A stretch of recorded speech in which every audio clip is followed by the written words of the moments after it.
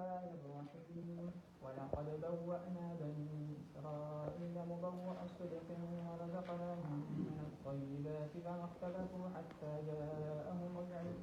إن ربك يقضي بينهم يوم القيامة فيما كانوا فيه يختلفون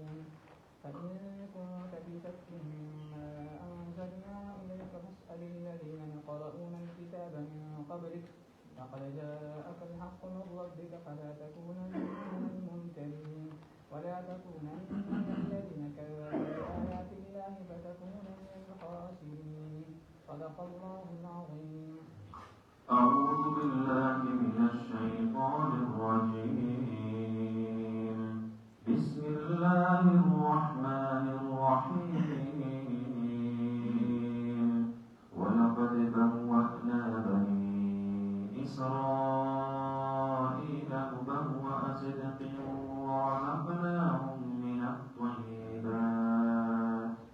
فما اختلفوا حتى جاءهم العلم إن ربك يقضي بينهم يوم القيامة فيما كانوا فيه يختلفون. صدق الله مولانا العظيم.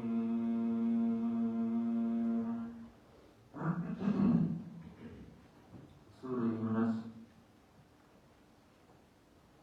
92 نمبر آیت ده. دین وړاندې د فرعون د هلاکت او بیا د بني اسرائیلو د مؤمنانو د هغې د بچ کېدلو واقعه الله رب العالمین بیان کړه. دا حکایات او واقعات جناب نبی کریم صلی الله علیه وسلم مبارک تا د دې تسلی په خاطر چې ستا ملګري به د انجام کار په طور باندې داسې بچ کېږي لکه څرنګه چې د موسی علیه السلام ملګري دا ما بچ کړل. نو بني اسرائیل چې کله په دې خبر شو چې فرعون دا هلاک شو سره د خپلو ملګرو نه، نو وإن فرعون لعال فی الارض، ډېر لوی متکبر او جابر انسان و. د دې په زړونو کې بیا هم لا دا خطر په سترګو ښودلو دپاره د فرعون لاش دا چې کوم دی نو راتاو. فاليوم ننجيك ببدنك لتكون لمن خلفك آية. د دې یقین راغی چې بس اوس زموږ دښمن سره د خپلو ملګرو د اتباعو نه هلاک شو. یو ډېره عجیبه واقعه په دې کې ذکر شوې ده چې کله به دا فرعون د خپلو ملګرو سره د ټوکو ټپالو په طور باندې د موسی علیه السلام یو کس یې ساتلو چې هغه به د موسی علیه السلام باندې شکل و شباهت جوړ کړو او بیا به ودرېدلو او بیا به یې د موسی فرعون سره د خپلو ملګرو نه هلاک شو. نو موسی علیه السلام الله ته تپوس وکړو چې الله زما دشمن په بالکل په ټوله هلاک یو سړی او زما شکل و شباهت به یې جوړ کړو، زما نیت به یې اختیار او بیا به یې ټوکې مسخرې کولې. نو الله رب العالمین ورته وفرمایل زما محبوب پیغمبر صلی الله علیه وسلم هغه مې بچ کړی، هغه مې په اوبو کې نه دی ډوب کړی، ځکه چې چا په دروغ باندې هم ستا شکل و شباهت جوړ کړو ما له حیا راته چې دته عذاب ورکړي. من تشبه بقوم فهو منهم. دې وجې نه د صالحینو غوندې لباس جوړول زي الصالحین دا ډېر محمود دی. نو د صالحینو غوندې شکل او هیئت او لباس جوړول د دې ډېرې زیاتې فایدې. بهرحال چې کله بني اسرائیل الله رب العالمین د فرعون او د هغه د ملګرو د ظلم نه په امان کړل. نو د دوی هغه تیار کورونه، تیار بنګلې، تیار باغونه د مصر دا ټول په ټوله د موسی علیه السلام ملګرو ته پاتې شو. کم ترکو من جنات وعیون وزروع ومقام کریم، تیار فصلونه پاتې شو، ښایسته کورونه پاتې شو. کذلک ونعمة كانوا فيها فاكهين كذلك وأورثناها قوما آخرين. نو دا الله رب العالمین بني اسرائیل ته د هغوی د دشمنانو هغه تیار کورونه، تیار فصلونه، دا هر څه یې ورته چې کوم دی په لاس باندې ورکړل. بشارت دی پکې جناب نبي کریم صلی الله علیه وسلم ته، ستا ملګرو ته به هم ستا د دشمنانو د هغوی کورونه، د هغوی فصلونه، د هغوی باغونه په غنایمو کې چې کوم دی دا به ورته پاتې کېږي. نو د دین دپاره چې څوک سخته تېره کړي، الله رب العالمین کې د دنیا راته راولي. فإن مع العسر يسرا إن مع العسر يسرا. تاسو ویلي دي چې دا عسر چې کوم دی نو دا یو دی او دا یسرین دوه دي. معرفه چې معاده شي معرفه نو ثاني عین اوله یا دا درته قاعده کولیه او نکره چې معاده شي نکره نو ثاني غیر اوله. نو یسرین دوه شو او عسر څوک چې د الله د دین لپاره صرف په دنیا کې سخته تېره کړي نو دله به الله یسر د دنیا هم ورکړي او یسر د آخرت به ورله. اذا اشتدت بک البلوا ففکر فی الم نشرح. چې کله د دین په بابت کې در باندې امتحان را سخت شو نو بیا په الم نشرح صورت کې لږ باندې سوچ او تدبر وکړه. فعسر بین یسرین اذا فکرته فافرح. نو د دوو یسرینو تر منځ که یو عسر راغی نو خیر دی، په دې باندې خوشحاله شه، دا دومره خاص خبره نه ده. د دې عسر نه وروسته به تاله الله د دنیا یسر هم درکړي او د آخرت یسر به هم درکړي. نو ولقد بوأنا بني اسرائیل مبوأ صدق. دا یسر دنیوي دی ښه. الله رب العالمین نبی کریم صلی الله علیه وسلم ته فرمایي چې ګوره د موسی علیه السلام ملګرو ته مونږه ټکانه ورکړله. ولقد بوأنا بني اسرائیل، ځای مو ورله ورکړو، کورونه مو ورله ورکړل. مبوأ صدق، هغه د عزت او هغه بهترین او ښایسته چې کوم دی نو ګویا کې ټکانه، ښایسته ځایونه. ومقام کریم، بل ځای کې الله فرمایي که نو ځایونه هم ښایسته وو، آب و هوا هم بهتره وه. نو وګوره دوی چې کله تر کومې پورې په مصر کې د دغې فراعنه وو او د دغې د هغه د اتباعو په کورونو کې نو هم په مزو چرچو کې وو چې کله د موسی علیه السلام سره د الله په حکم باندې صحرای سینا ته دوی چې کوم دی نو منتقل شو، دې زړه سینا صحرای سینا. نو هلته په چونکې صحرا وه، ګرمي ډېره زیاته وه، نو الله رب العالمین پرې د پاسه وریځ راوستله. تاسو پوه شئ په خبره باندې. قرآن کریم کې الله رب العالمین فرمایي که نه چې دوی مونږ په دې باندې مونږ وریځې راوستلې. وظللنا علیکم الغمامه، سوله به الله وکړو چې د پاسه در باندې د ګرمۍ دا تپ دا درته نه رارسېږي. ښه یوه. دویمه دا چې هلته اوبه نه وي، صحرا وه. نو الله رب العالمین موسی علیه السلام ته وفرمیل فاضرب بعصاک الحجر. نو دا 12 قبیلې وي، خو یو چینه راوتې وه نو بیا به اختلاف راغلو. فانفجرت منه 12 عینا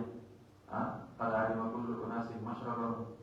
نو 12 چینې ورته الله رب العالمین د دغې ګټې نه راوباسلې. اوس د خوراک مسله ده، پس الله په دغه صحرا کې به دوی خوري څه؟ نو انزلنا علیهم المن والسلوى. نو د انسان د جسم لپاره د 2 قسم غذاګانو ډېر زیات ضرورت دی، یو د پروټین، دویم د کاربوهایډریټ. نو په یو باندې ورله الله رب العالمین یو څیز په خبره باندې نو نړزان به ورته راتلل او بیا به ورپسې د خوږې په طور باندې دي. تاسو پوه شولې سویټ ډش به د نن سبا نه خرابوي که نه. په ډوډۍ پسې څوک حلوا خوري، څوک په خوري او څوک پسې کیر خوري او څوک پسې پیرني خوري او موږ تاسو ته د باندې چې نو هغه د وړي او چې کوي نو پسې وخوري خو څه په خبره باندې کنه نو الله رب العالمین دې دې په خوراک ورکړو لکه چې په کوم ځای کې وراده شي نه لازاني دا د ټولو نه بهترین موټر دی چې په کوم ځای کې د نړۍ باندې کې ومنالي او بیا ورپسې خواږه ورپسې تاسو پوه شئ په خبره باندې کنه نو په ونه کې ورته الله رب العالمین د کوچو په شان دی داسې قسم چې کوم دی نو د جاو را پیدا کړله چې هغه به د بقیه د ضرورت په دې باندې پوره کېدلو نو ګوره دا خو د الله رب العالمین ورزقناهم من الطیبات نو په دې کې د دې ټولو دیندارو خلقو دپاره چې کوم دی نو بشارت دی بالذات جناب نبی کریم صلی الله علیه وسلم مبارک ته او بیا د هغې نه وروستو د هغې په امت کې چې څوک هم د الله رب العالمین د دین دپاره سخت تکلیفونه تېري هغه د افغانستان مجاهدین چې هغې به په غرونو کې او په غارونو کې وچې ډوډۍ به یې خوړلې سختې به یې تېرولې تکلیفونه به یې تېرول په ورځو باندې به ورته څه نه میلاوېدل هر وخت به د خوف او د خطر په ماحول کې الله رب العالمین ورته هغه انګریزانو جوړ کړي محلات پاتې کړل د هغې هغه بمپروف او بلټپروف لوی ګاډي ورته الله پاتې کړل او د هغې په هغې کرسو باندې او په هغه تختونو باندې صوفو باندې اوس هغه چې کوم دی نو مجاهدین ناست او هغه تیار چې کوم دی نو فصلونه تیار باغونه او تیار چې کوم دی نو مراعات دا ورته الله رب العالمین پاتې کړل نو دغه شانته د الله د دین محنت کوونکو خلقو لپاره الله رب العالمین د دنیا او د آخرت د دواړو یسر نصیب کوي الله دې موږ او تاسو ته نصیب وکړي نو عسر به د الله نه غواړئ نه لا تسألوا لقاء العدو عسر به د الله نه غواړئ نه خدایه ما باندې امتحان راوړه دا به درته وایي تاسو پوه شولې په خبره باندې خو فاذا لقیتم فاثبتوا چې کله ورسره مخامخ شوئ بیا به ثابت قدم اوسېږئ بیا به چې کوم دی نو ګورئ کې د الله نه استقامت غواړئ فرمایي ولقد بوأنا په تحقیق سره ځای ورکړو مونږه بني اسرائیلو ته مبوأ صدق هغه ځای ټکانه صدق د عزت د رښتیاو داسې څه وهمي او خیالي خبرې نه وې ښه په رښتیاو باندې ورته ښکلي ځایونه او کورونه را ورته پاتې شو ورزقناهم من الطیبات او رزق ورکړو مونږ دوی ته من الطیبات د طیباتو پاکیزه او رزقونو نه نو ما ته وګورئ مصر کې ورته ریډي میډ تیار په تیار څیزونه د هغې نه پاتې شو صحرای سینا کې ورته الله من او سلوا ورکړله او چې بیا کله دوی ډېر وروستو ارض فلسطین ته ارض الشام ته بیت المقدس ته د هجرت وکړو نو بیا دغه ځمکه دا خو چې کوم دی نو شنه ځمکه ده سبحان الذي أسرى بعبده ليلا من المسجد الحرام إلى المسجد الأقصى الذي باركنا حوله نو دا الله رب العالمین تکه شنه ځمکه پیدا کړې ده نه هم چې دا څومره زیتون راځي دا د علاقونه زیات راځي د زیتونو باغونه دي پکې او شنه باغونه دي رزقناهم من الطیبات د بني اسرائیلو درېیمه ټکانه دا چې ارض فلسطین او ارض فلسطین خو الله هسې ښکلې شنه ځمکه پیدا کړې وه باغونه پکې وو مېوې وې او سبزیانې وې یو څه بل څه نو دا کلمه چې ورزقناهم من الطیبات دا د دې د درې واړو ټکانو ته شاملېږي تاسو خبره ورسېدلې مصر صحرای سینا او بیا ورپسې فلسطین ان شاء الله جزاكم الله نو فما اختلفوا حتى جاءهم العلم دې اختلاف ونکو تر دې پورې چې راغلی ته علم دا اوس الله رب العالمین د نبي علیه الصلاة والسلام مبارک د زمانې دا یهودیان لري چې ګوره دوی ته ښه په تورات کې ویلي شوي چې وروسته یو نبي را روان دی دا به علامات وي دا به اخلاق وي او په دې کلي کې به راځي او دوی به یو بل ته بشارتونه زیري ورکول او د یو بل نه به یې تپوسونه هم کول نو ښه باوجود د دې نه چې علم ورته راغی او دقه هغه نبي علیه السلام دی کوم چې تورات کې د هغه ذکر راغلی دی خو د هغې باوجود یې اختلاف ورسره زموږ نه یې مني نو الله رب العالمین په دې ځای کې د بني اسرائیلو دا ورځنی اولاد کوم چې د نبي علیه السلام په دور کې په زمانه کې د یهودو په شکل کې موجود دی د هغې متعلق تذکره فرمایي چې فما اختلفوا حتی جاءهم العلم نو حتى دلته په معنا ده بعد سره ده فما اختلفوا بعد ما جاءهم العلم نو دې اختلاف نه کو مگر الا بعد ما جاءهم العلم مگر وروسته د دې نه چې دوی ته علم راغی د علم باوجود دې یو خبره نه منله اوس یو سړی ښه پوهېږي او د هغې پوهې باوجود یو کار نه کوي یا یو کار نه مني تاسو پوه شئ په خبره باندې که نه نو ناپوه خو ته پوه کړي خو چې پوه ځان ناپوه کړي نو د هغه سره به څه کوي تاسو پوه شئ په خبره باندې که نه نو د دې وجه چې کوم دی نو ګویا کې شیخ سعدي صاحب رحمت الله تعالی علیه به فرمایي چې هغه کس کې نه داند و نه داند کې نه داند یو سړی چې پوهېږي هم نه او دا پته ورته هم دی چې زه نه پوهېږم تاسو پوه شئ په خبره باندې نو در جهل مرکب ابد الدهر بېمانه دی نو دی به همیشه دپاره په جهل مرکب یو پوهېږي نه او دوی په دې خپلو نه پوهېدلو هم نه پوهېږي نو دا جهل مرکب شو که دا د دوه جهلونه رايو شي یو پوهېږي نه دویم په دې خپلو نه پوهېدلو باندې هم نه پوهېږي ځان ته لوی کوم پراخان وایي تاسو پوه شولې په خبره باندې که نو چې ناپوهي نو هغه به پوهېږي خو چې پوهي او ځان ناپوهېږي او هغه کس کې نه داند و بداند کې نه داند اوس یو سړی دی او هغه نه پوهېږي او دې تسلیم وي چې او زه نه پوهېږم نو دی به لاړ شي چا ته به کښېني د چا نه به د مسلې تپوس وکړي نو ځان به ترې چې کوم دی نو ووایي چې زده السؤال نصف العلم سوال او تپوس کول د چا نه دا نیم علم دې وجې نه حضرت علي رضي الله عنه فرمایي چې کلما ازددت علما ازددت جهلا چې څومره زما په علم کې اضافه راځي دومره ما ته پته لګي چې یاره زه خو ډېر ناپوهه انسان یم ګوره په دې مسله زه نن خبر شوم نو چې سبا په بل مسله خبر شم نو زه پوه شم چې اوهو دا خو زه ډېر زیات ناپوهه یم د دې مسلې ما ته پته وه چې بله ورځ د بلې مسلې نه خبر شم تاسو پوه شولې په خبره باندې نو ګورئ د علم د طالبۍ انتها نشته دی ښه دا چې کوم فضلا په تاسو کې دي که نه او هغوی دا ګڼي چې مونږ په دستاربندي وشول او بس کتاب ټاپ شو نه د کتاب فهمۍ صلاحیت په تاسو کې الله اوس پیدا کړو تاسو لمونځ دا پرتې دې دپاره وتړلو چې تاسو اوس کتاب کتلی شئ د کتاب د مطالعې نه اخذ کولی شئ ځکه چې تاسو فنون ټول لوستلي نو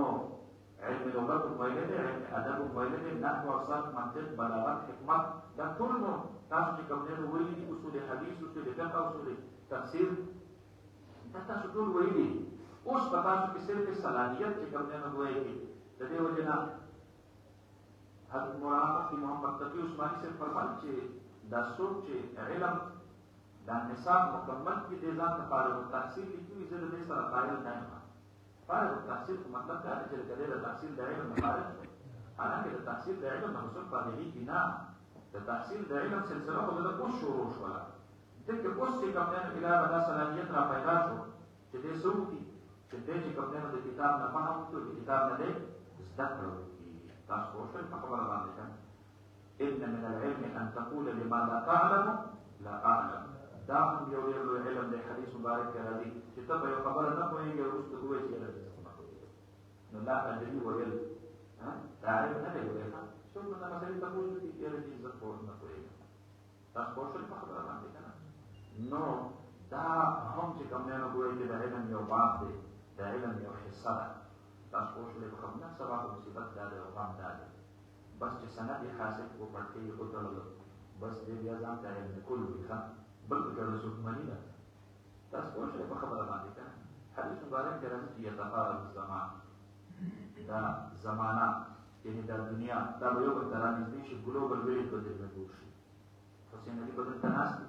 او دی به د مولوي شاه سره خبره کولی شي دا بلوچستان ملا به دلته ناست وي او دی به د دوکۍ سره خبرې کولی شي او خبرې داسې کوي چې یو بل به کېږي هم په ټول یو کار باندې یو بل سره د نبي علیه الصلاة والسلام مبارک فرمایي چې ویقبض العلم علم به قبض کړی شي بس صرف تش چې کوم دی نو ظاهري نشونما به پاتې شي او ظاهري شوشا به پاتې شي تاسو پوه شئ په خبره باندې که علم چې کوم دی نو دا به څه شي دا به ختم شي او وتظهر الفتن او فتنې دا به چې کوم دی نو سیوا شي او وتکثر الحرج او حرج او مرض به سیوا شي قیل وما الحرج والمرض یا رسول الله صلی الله علیه وسلم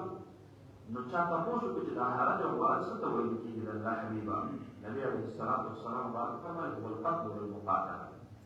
حرج او مرض ویل کېږي قتل او مقاتله ته لا يدري القاتل فيما قتل ولا المقتول فيما قتل قاتل ته بدا پته نه لګي چې ما دا قتل ولې وکړو مقتول ته بدا پته نه لګي چې زه ولې چې کوم نه قتل کړلی شم نو ګوره دا علم دا مقابس کړلی شي ښه تاسو پوه شولئ په خبره باندې نو شیخ سادی صاحب رحمۃ اللہ علیہ فرمائے کہ آکس کے نہ دانت و بدانت کے نہ دانت اونیس خری خیش با منظر بے رسالت نتے بیا اللہ دا سی کولی شي چې کم از کم دا خپل سپرلی منظر ته ورسي چاته وکینی او د چا نه ځان ووتي او خبره ورته مزده کي دا هم ډېره لویه خبره ده نو سره د علم نه چې کوم دی نو ګویا کې ځان بې علمه کول الله د نبی علیه السلام د زمانې چې کوم یهودیان د هغې د جهل مرکب ته الله رب العالمین اشاره کوي ښه تاسو پوه شئ په خبره باندې او یا د دې نه مراد دا دی چې په بني اسرائیلو کې بیا ډلې جوړې شوې اختلاف پکې جوړ شو هغه د موسی علیه السلام په وخت کې نو علم نه مراد بیا دلته تورات دی الله رب العالمین ورته تورات راغلي او د هغې باوجود دی بیا په مسایلو کې د یو بل سره چې کمیانو ګویا کې څه کوو په هغې کې به د یو بل سره اختلاف کوو اوس ما ته وګورئ د علم کوم اختلاف چې د تحقیق او د جستجو او د دلیل په بنیاد باندې دا نفرت نه پیدا کېږي ګورئ لکه د امام اعظم ابو حنیفه او د امام شافعي صاحب رحمهم الله د هغې اختلاف د ائمه اربعه او د ائمه مجتهدینو په خپل اخص کې اختلاف کوم چې د دلیل په بنیاد باندې تاسو پرې خبره راورسېدلې که نه هم البته د علم هغه اختلاف کوم چې د عناد یا د مفادو په بنیاد باندې د ځان سره نوټ کړي د علم هغه اختلاف کوم چې یا د عناد په بنیاد وي یاره د دې پلانکي خلاف دا دلایل ځکه وایم چې د ده سره مې نه لګي پوه شولې په خبره باندې یا د مفادو په بنیاد باندې په شا باندې څه پروت وي په شا باندې مالي مراعات او مفادات پراته دي تاسو پوه شولې په خبره باندې نو هغې نه به نفرت بولي نو علمي اختلاف لرئ خو هغه د دلیل په بنیاد باندې لرئ د چا د ځان سره اختلاف مه ساتئ د هغه د دلیل سره او د هغه د علمي رایې سره اختلاف لرئ د دې وجې نه زموږ د اکابرو به د یو بل سره د علمي د رایې د اختلاف باوجود ډېر لوی د احترام سلوک ساتل تاسو پرې خبره هم پوهېږئ که ډېر لوی د احترام د هغې څه به یې ساتل د هغې سلوک به یې ساتل حضرت مولانا قاسم نانوتوي رحمت الله علیه حجة الاسلام هغې ته چا وایي چې حضرت دلته یو قاري صاحب یو زیات ښایسته تلاوت کوي نو حجة الاسلام مولانا قاسم نانوتوي رحمت الله علیه د خپلو ملګرو سره روان شو او هغې قاري صاحب پسې سهار وختي مانځه له ورته ورسېد ورې ذوق په هغې کې ښه د قرآن د تلاوت ته اورېدل لمونځ یې ورپسې وکړو او غلې غوندې خاموشۍ سره راووتل دې مقتدیانو کې چا ګور ګور وکړو چې یاره داسې ناشنا غوندې مریان راغلي خو داسې ښکارېدل لکه چې دا وابیان ځکه دا چې چا به ښکلی ښایسته تلاوت کو د علمي رای په اعتبار سره بریدي مزاج تاسو خبره هغه وخت خو چونکې د احمد رضا خان د هغه خپل چې کوم دی نو نږدې قریب دور دا اختلاف ډېر زیات په روز باندې نو چې څوک به په بریدي مسلک باندې نو هغه ته دا ولاړېږي نو دوی واپس شو بله ورځ د بیا مولانا قاسم نانوتوي صاحب رحمت الله علیه فرمایل چې د تنکیه د تلاوت په ډېر زیات خوښ شوی دی خو همدلته چې لاړ شو ولې چې لاړ چې مونځ یې وکړو دې پرې لاړ قاري صاحب وویل چې دا خو د خپل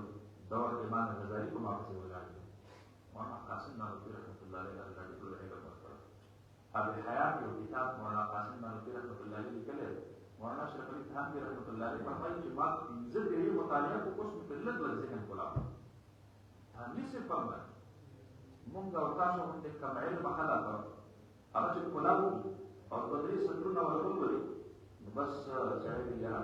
د دې انسان د استعاراتو ته او د دې علمي صلاحیت ته چې کوم سړی حیران شو په کومه نو دې قاری صاحب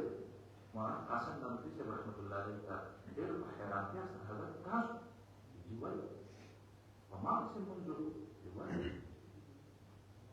نو ورته دي دا زموږ او ستاسو دومره اختلاف علمي هغه ورته دا د علم په بنیاد دی د دلیل په بنیاد دی ستا د ذات سره زما سره اختلاف نشته او شاید چې تا ته زما خلاف چې کوم ځای نه خلکو دا پروپاګنډه را رسولي چې دا د نبي علیه الصلاة والسلام مبارک د نبي علیه الصلاة والسلام خالص نور نه مني بلکې نور او بشر یې دواړه مني نو د دې علمي اختلاف په وجه باندې به ستا په ذهن کې دا خبره راغلې چې د نبي علیه الصلاة والسلام توهین کوي دا ګستاخي کوي دا یو علمي خبره ده آپ کو خپل ځای باندې استاد قرآن کریم تلاوت ماته ډېر زیات محبوب دی نو هغه چې د حضرت مولانا قاسم نانوتي رحمت الله علیه د وسعت فکرۍ ته ورکتل نو هغه ډېر زیات حیران دي حضرت ما دې نه معلومه کړله چې زه هغه مسأله کې کوم دلیل باندې شاید چې هغه دلیل هم داسې کمزوری وي نو کوم اختلاف چې د دلیل په بنیاد باندې هغه نفرت نه پیدا کېږي تاسو پوه خبره باندې ها د دلیل د علم د هغې چې کوم نه اختلاف آپس کې کېدلی شي د چا د ذات یا د شخص سره چې کوم نه اختلاف نشي کېدلی نو فرمایي ښه ولقد بوأنا بني اسرائیل په تحقیق سره موږ ځای ورکړو بني اسرائیل ته مبوأ صدقنا هغه ځای د رښتیاو د عزت ورزقناهم من الطیبات او موږ وخورولو ورکړلو په دې باندې من الطیبات دا د پاکېدو خوراکونو نه چې هغه پاک حلال او خواږه فمختلفوا حتى جاءهم العلم دې اختلاف نه کو مګر وروسته د دې نه چې دې ته راغی علم یا تورات او یا چې کوم نه مراد الله یهود د نبی علیه السلام د زمانې دي ان ربک یقضي بینهم یوم القیامة فيما كانوا فيه یختلفون بشکا رب ستا فیصله کوي په منځ کې په ورځ د قیامت باندې په باره د هغه څه کې کانو چې ودي په هغې کې اختلاف کوونکي بس دا فیصله په الله کړې ده چې څوک په حق وو څوک په حق نه الله ته د قیامت ورځ په خپله دې ته وښایي فإن كنت في شك مما أنزلنا إليك فاسأل الذين يقرؤون الكتاب من قبلك نبی علیہ الصلاة والسلام مبارک تا اللہ رب العالمین فرمائی چې تو چرته ته د قرآن کریم په بابت کې په شک کې یې نو بیا ته سوال وکړه او تپوس وکړه د هغې خلکو نه څوک چې دغه کتاب د تورات دا لولي مخکې ستا نه یعنې دا ستا د نبوت دا تورات کې هم شته دی دا انجیل کې هم شته دی اهل کتاب ونه تپوس وکړه هغوی به هم تصدیق وکړي چې ستا د نبوت هم حق دی او ستا د قرآن چې کوم دی نو دا هم څه دی دا حق دی نو خطاب په ظاهره په نبي علیه السلام والسلام مبارک ته دی خو په دې کې تعلیم دی د پوره امت دپاره په دې کې تعلیم دی د پوره امت دپاره تاسو پوه شولې په خبره باندې که او دا تعلیم دی چې د قرآن تصدیق سابقه کتابونه هم کوي قرآن په خپله هم د سابقو کتابونو تصدیق کوي مصدقا لما بین یدیه خو د قرآن تصدیق او د نبي علیه السلام تصدیق هم سابقه کتابونه کوي نو ګوره په انجیل یوحنا په هغې کې د نبي علیه السلام مبارک په باره کې خوشخبري او زیری ورکړی شوی دی خو د نبي علیه السلام مبارک نوم دا په هغې ژبه کې پاراقلیط ښودلی شوی دی څه شی پاراقلیط تاسو پوه شئ په خبره باندې انجیل یوحنا نو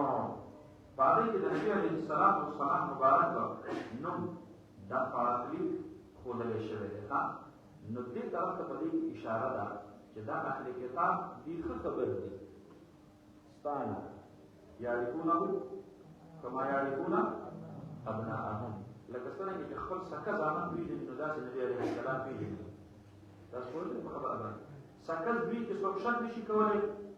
نو دغه رنګه د نبي علیه السلام مبارک په نبوت کې هم دې شک نه کوي ضد راوستي دي او عناد راوستي نو فرمایي نو په دې کې د دغه مخکني آیت تصدیق هم وشو فمختلفوا حتى جاءهم العلم ښه پرې پوهېږي ښه ورته خبره ده فرمایي وإن كنت في شك مما أنزلنا إليك که چېرته یې ته ای حبیب په شک کې د هغه کتاب نه کوم چې نازل کړی دی موږ تا ته فاسأل الذین نو سوال وکړه د هغې خلکو نه یقرؤون الکتاب چې هغوی لولي کتاب لره الکتاب الف لام عقلي دی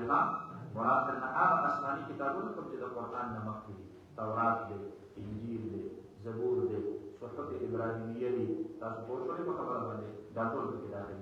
من قبلك مكستانا لقد جاءك الحق فتحقيق سرنا لإرتاق النبي عليه الصلاة والسلام حق فلا من ربك دجانب درستانا تاخذ الله تركنا أغا حق دين أو حق كتاب أو حق نبوة نصيب شويده فلا تكونن من الممترين فاستمتك الخامخا بشك ونقلا ولا تكونن من الذين كذبوا بآيات الله والخامخا إلى هذا خلقنا تجديد فريق وآياتنا الله باندي فتكون من الخاسرين فالشيبة ذلك طبعا من ذنب خلقنا إن الذين حقت عليهم كلمة ربك لا يؤمنون بشكل هذا الخلق شيء ثابت شويده فغريبا كلمة ربستا دا عذاب لا يؤمنون الله فرمائي به الاستيمان نروي بس دا چاپا چې ټاپا لګي لري کنه نو ونكبر على قلوبهم اسکوشه خبره ختم الله على قلوبهم نو دا هغه خلق په ژوند باندې مغرونه باندې شوی دي بس باندې باندې الله د عذاب فیصله دا په هغه باندې شوی ده حقت علیهم دا شوی ده په هغه باندې موږ تاسو ته څه په دې اصطلاح کو هغه د پلانټ کار بس شوی دا شوی ان الذين حقت عليهم كلمه ربك بشكل خلق ثابت شوی ده په دې باندې کلمه د رب سره عذاب باندې من دې ایمان درول ولو جاءت كل آية حتى يروا العذاب الأليم او کچا تراشی اگر قراشی دیتا كل آية هر يوم نشان وهر يوم معجزة حتى تدبير قولي يروا العذاب الأليم جديد هذا عذاب دردناك لرا كل هر نمونا وهر نوع معجزة تراولي خداوی باوجود بیان دی ایمانا نراولی لا يؤمنون ولو جاءتهم كل آية لا يؤمنون ولو جاءتهم كل آية تدي وجد لا يؤمنون بعد شكم آية خفيف مكتب في الله وقت مكويتا لا يؤمنون ولو جاءتهم كل آية تذكروا شو خبر ما عندك نو دا چې کوم نه کوی کی د یو بل سره تړلې دي نو دی ایمان راوړي اگر قرآن شدید هر یو آیت حتی یروا العذاب الألیم تدې پورې چې دوی هغه عذاب لرا دردناک خو بیا په هغه وخت کې د دې ایمان راوړل څه فائدہ نه ورته د ایمان په خپل یو ټایم د خپل یو وخت دی چې کله د الله د عذاب واقع شي یا د انسان چې کوم نه وایي کې سا دا دې پاره دې تر پوری طرح ورسېږي نو بس دغه په دې د حیات دنیوي او دا ختم شو اوس د دې نو وروسته چې کوم نه وایي کې دغه هغه حیات دنیوي نشته ده تاسو په څه خبره باندې کنه نو بس اوس د ایمان نه قبلېږي نو فرمایي فلولا كانت قرية آمنت فنفعها إيمانها إلا قوم موسى پس ولنا چې یو کله ایمان یې راوړی او نفع سره هغه ته ایمان دلی نو کو ایمان شو راوړي نو د ایمان راوړلو لپاره وخت پیژندل پکار دی چې د الله د عذاب واقع کېدل نه مخکې سو ایمان راوړي نو د دې کلی ته او د دې کلی د خلکو ته به ایمان راوړل سوال دي دا ورته پیدا ورته او په فرض کې داسې دی نو لکه سره چې فرعونیان هغه چې کوم نه الله خلاص کړل اگر چې فرعون په اخر کې وی چې آمنا آمنت أنه لا إله إلا الذي آمنت به بنو إسرائيل وأنا من المسلمين تاسو شولې په خبره باندې خو بیا په دغه وخت کې ایمان راوړل څه فائدہ نه ورکوي تاسو شولې په خبره باندې نو الله رب العالمین فرمایي الا قوم یونس مگر قوم د یونس علیه السلام الله رب العالمین د یونس علیه السلام د قوم استثناء وکړه یونس علیه السلام خپل قوم ته وی چې تاسو ایمان راوړئ او تاسو ایمان را نوړو نو فتاسو باندې الله دې طرف نه عذاب راشي یونس علیه السلام په عراق کې موصل نوم یو خان تاسو په خبرونو کې اوریدلی دا په کوم وخت چې امریکا کله حمله وکړه او بیا هلته چې کوم نه روزانه په بنیاد باندې اطلاعات راتلل چې په بغداد کې په نجف کې په موصل کې تاسو په خبره باندې کنه په مختلفو ښارونو کې دومره مسلمانان دای شهیدان کړل نو دا موصل نومې ښار په دې کې نینوا یو کلی چې تقریبا د هغې په هغه وخت کې کوم نه یو لاک پورې آبادي وه دې کې الله رب العالمین یونس علیه السلام راغلی کړ خلقو د ایمان نه انکار وکړ الله رب العالمین یونس علیه السلام ته حکم وکړو چې دې خلقو ته اطلاع ورکړه چې چې دوه درې ورځې کې په تاسو باندې عذاب راتلونکی دی. نو یونس علیه السلام د الله د حکم مطابق په خپل قوم کې هغه اعلان وکړو. یونس علیه السلام د قوم خلکو په آپس کې مشوره وکړه چې یاره دا سړی خو موږ چېرته په دروغو باندې نه دی لیدلی، نو کېدای شي د ده دا خبره ټیک وي، خو ولې د خیر ګورو ازمایش کوو. نو خو د شپې دی د خپل کور نه ووتو او سهار دی په خپل کور کې نو موجود، نو د دې مطلب به دی چې او بالکل د عذاب فیصله قتل ده، ځکه دې نه په خپله د بچاو لپاره د خپل کوره وتلی دی. تاسو پوه شولې په خبره باندې؟ نو یونس علیه السلام ته الله رب العالمین حکم وکړو چې ته وځه د کلي عذاب فیصله قتل. یونس علیه السلام د الله د حکم مطابق د کلي نه ووتل. چې سهار شو نو د عذاب علامات شروع شو، تک تور چې کوم دی نو د وریځې څادر دا راخور شو په دې کلي باندې. خلک پوه شو، رامنډې کړل د یونس علیه السلام کور ته چې یاره کوي نو چې موږ د هغه په لاس باندې اسلام راوړو. چې راغلل ویې کتل هغه خو نه و په موقع باندې، بس د دوی سره هغه یاره چې کوم دی نو په یقین باندې بدل شول چې اوهو بس موقع خو زموږ د لاسه لاړه. نو بس د خپل ځانه استغفار شو، استغفر الله العظیم استغفر الله العظیم، او چغې وهل شروع کړل چې لا اله الا الله یونس نبی الله. تاسو پوه شئ په خبره باندې که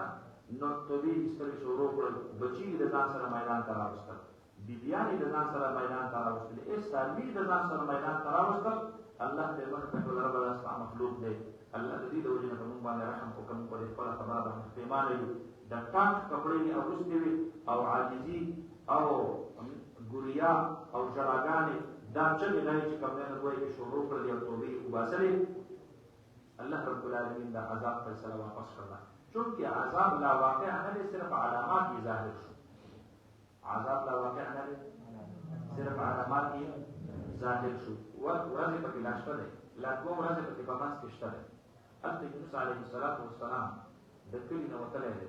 هغه د سمندر چې کوم دی نو غاړې له ځان یې رسولی دی، په دې انتظار چې اوس به عذاب راغلی، را عذاب به راشي، او په دې انتظار کې ورځې تېرې شولې، عذاب را نه دی. نو یونس علیه السلام خپل زړه کې دا سوچ وکړو چې یاره عذاب قرآن نه دی، اوس خو زه دې خپل کلي ته واپس ځم نو زموږ په دې علاقه کې رواج دا دی چې څوک شریف سړی دروغ ووایي نو هغه قتلېږي. نو خلک به په ما باندې تهمت د دروغو لګوي، نو که زه واپس لاړ شم او خلک ما د دروغو په تهمت کې په هغې کې مې قتل کړي، نو د هغې په ځای باندې ښه خبره دا ده چې اوس زه خپې وباسم، چې کوم طرف ته کښتۍ روان وي چې هغه کښتۍ ته ور وخېږم او خبره خلاصه شي، لاړ شم. روانې کښتۍ ته ور وکتلو، ورلوډ وه، ده ورته ویل نه بس ما به د ځان سره ځای کوي، دی یې پکې ځای کړو. کښتۍ چې د دریاب منځته شوله چې دا بوج نه شي برداشت کولی، نو دې کې به خامخا چې کوم دی نو یو نه یو کس دا به پکې لرې کوو، راځئ چې خسنه وولو. نو دا یې ووي په دې کې یو غلام داسې دی چې هغه د خپل آقا د اجازت نه بغیر راتښتېدلی دی او هغه دې کښتۍ ته راختلی دی. ده ورته ویل ځئ ما، هغې ویل نه ولې که مونږ خسنه یې ولو فساهمه فکان من المدحضین. نو خسنه یې وویشتلو، په ده د خسنې پکې راوکتلو، فیصله وشوله چې اوس دی به ورتاو. نو دی چې څنګه دریاب ته ورتاو کړو، الله رب العالمین ورته لوی عظیم ویل مئې دا ورته الله رب العالمین دا چې کوم دی نو انتظار ته ودرولی. نو هغه مئي چې کوم دی نو یونس علیه السلام تېرې کړلې او الله ور په زړه کې دا خبره ور اچولې وه. نو دا به یې پکې دا دعا به چې وغوښتله لا اله الا انت سبحانک انی کنت من الظالمین. نو فنادى فی الظلمات، بس د هغه ځای دعا یې الله قبوله کړله او مئي ته الله حکم وکړو چې دا نوړۍ چې کوم دی نو واپس راتاو کړه. نو یونس علیه السلام په ساحل باندې راتاو کړو. نو هلته خو دا جسم دومره کمزوری شوی چې په دې معده کې تیزابي اثرات دي، په دې معده کې څه تیزابي اثرات دي.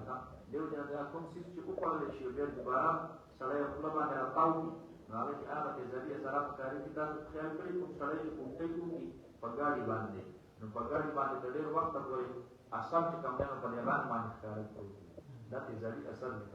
دا زموږ یو ستاسو په دې معده کې دنګه سمیچن نه ده لګېدلې چې یو ګډه لاندې ده او بله د پاسه ده او چې دا څه وکړو چې دا دنګه ورځوي. دا چې کوم دی نو په دې کې دا هغه د ډایجسټیو سیستم لپاره د نظام انهضام لپاره الله رب العالمین زموږ او ستاسو په دې تعلق کې د یو وخت د تاسو د دې وړاندې لیدل د دې نه یو ساس کې وګورئ هغه وګور هغه کې تیزابي اثر دی هغه چې کوم دې ته ورسي نو د تیزاب د خاصیت کې د هر شی ریزه کوي دا ورته ورته کوي نو دې مېدې چې کوم څه ځلان شي تاسو پوښتنه په خبره باندې نو هغه بیا حالت چې کوم نه سکی کېږي هغه بیا ریزه کېږي نو تاسو په خیال کې دا کوم شی چې ځل خراب شي نو په دې کولې کې تروي کې وګورئ او په دې کولې کې د دې باندې د تعلق طرف نه نو دا الله یو ډېر عجیب نظام قائم کړی دی خود ساخته اتوماتیک سیستم دی چې کوم سیستم د کوم څه ضرورت راځي چا چې د ګردو تکلیف نو د خپل زر وچی ولی ځکه دلته چې کوم نه د اوبو ضرورت ډېر زیات دی نو د دغه اوبو غواړي اوبو چې ورشي په خپل باندې ورشي نو خپل ورته الله وچی نو تکره چې کوم نه دا تیزابي چې کوم نه مواد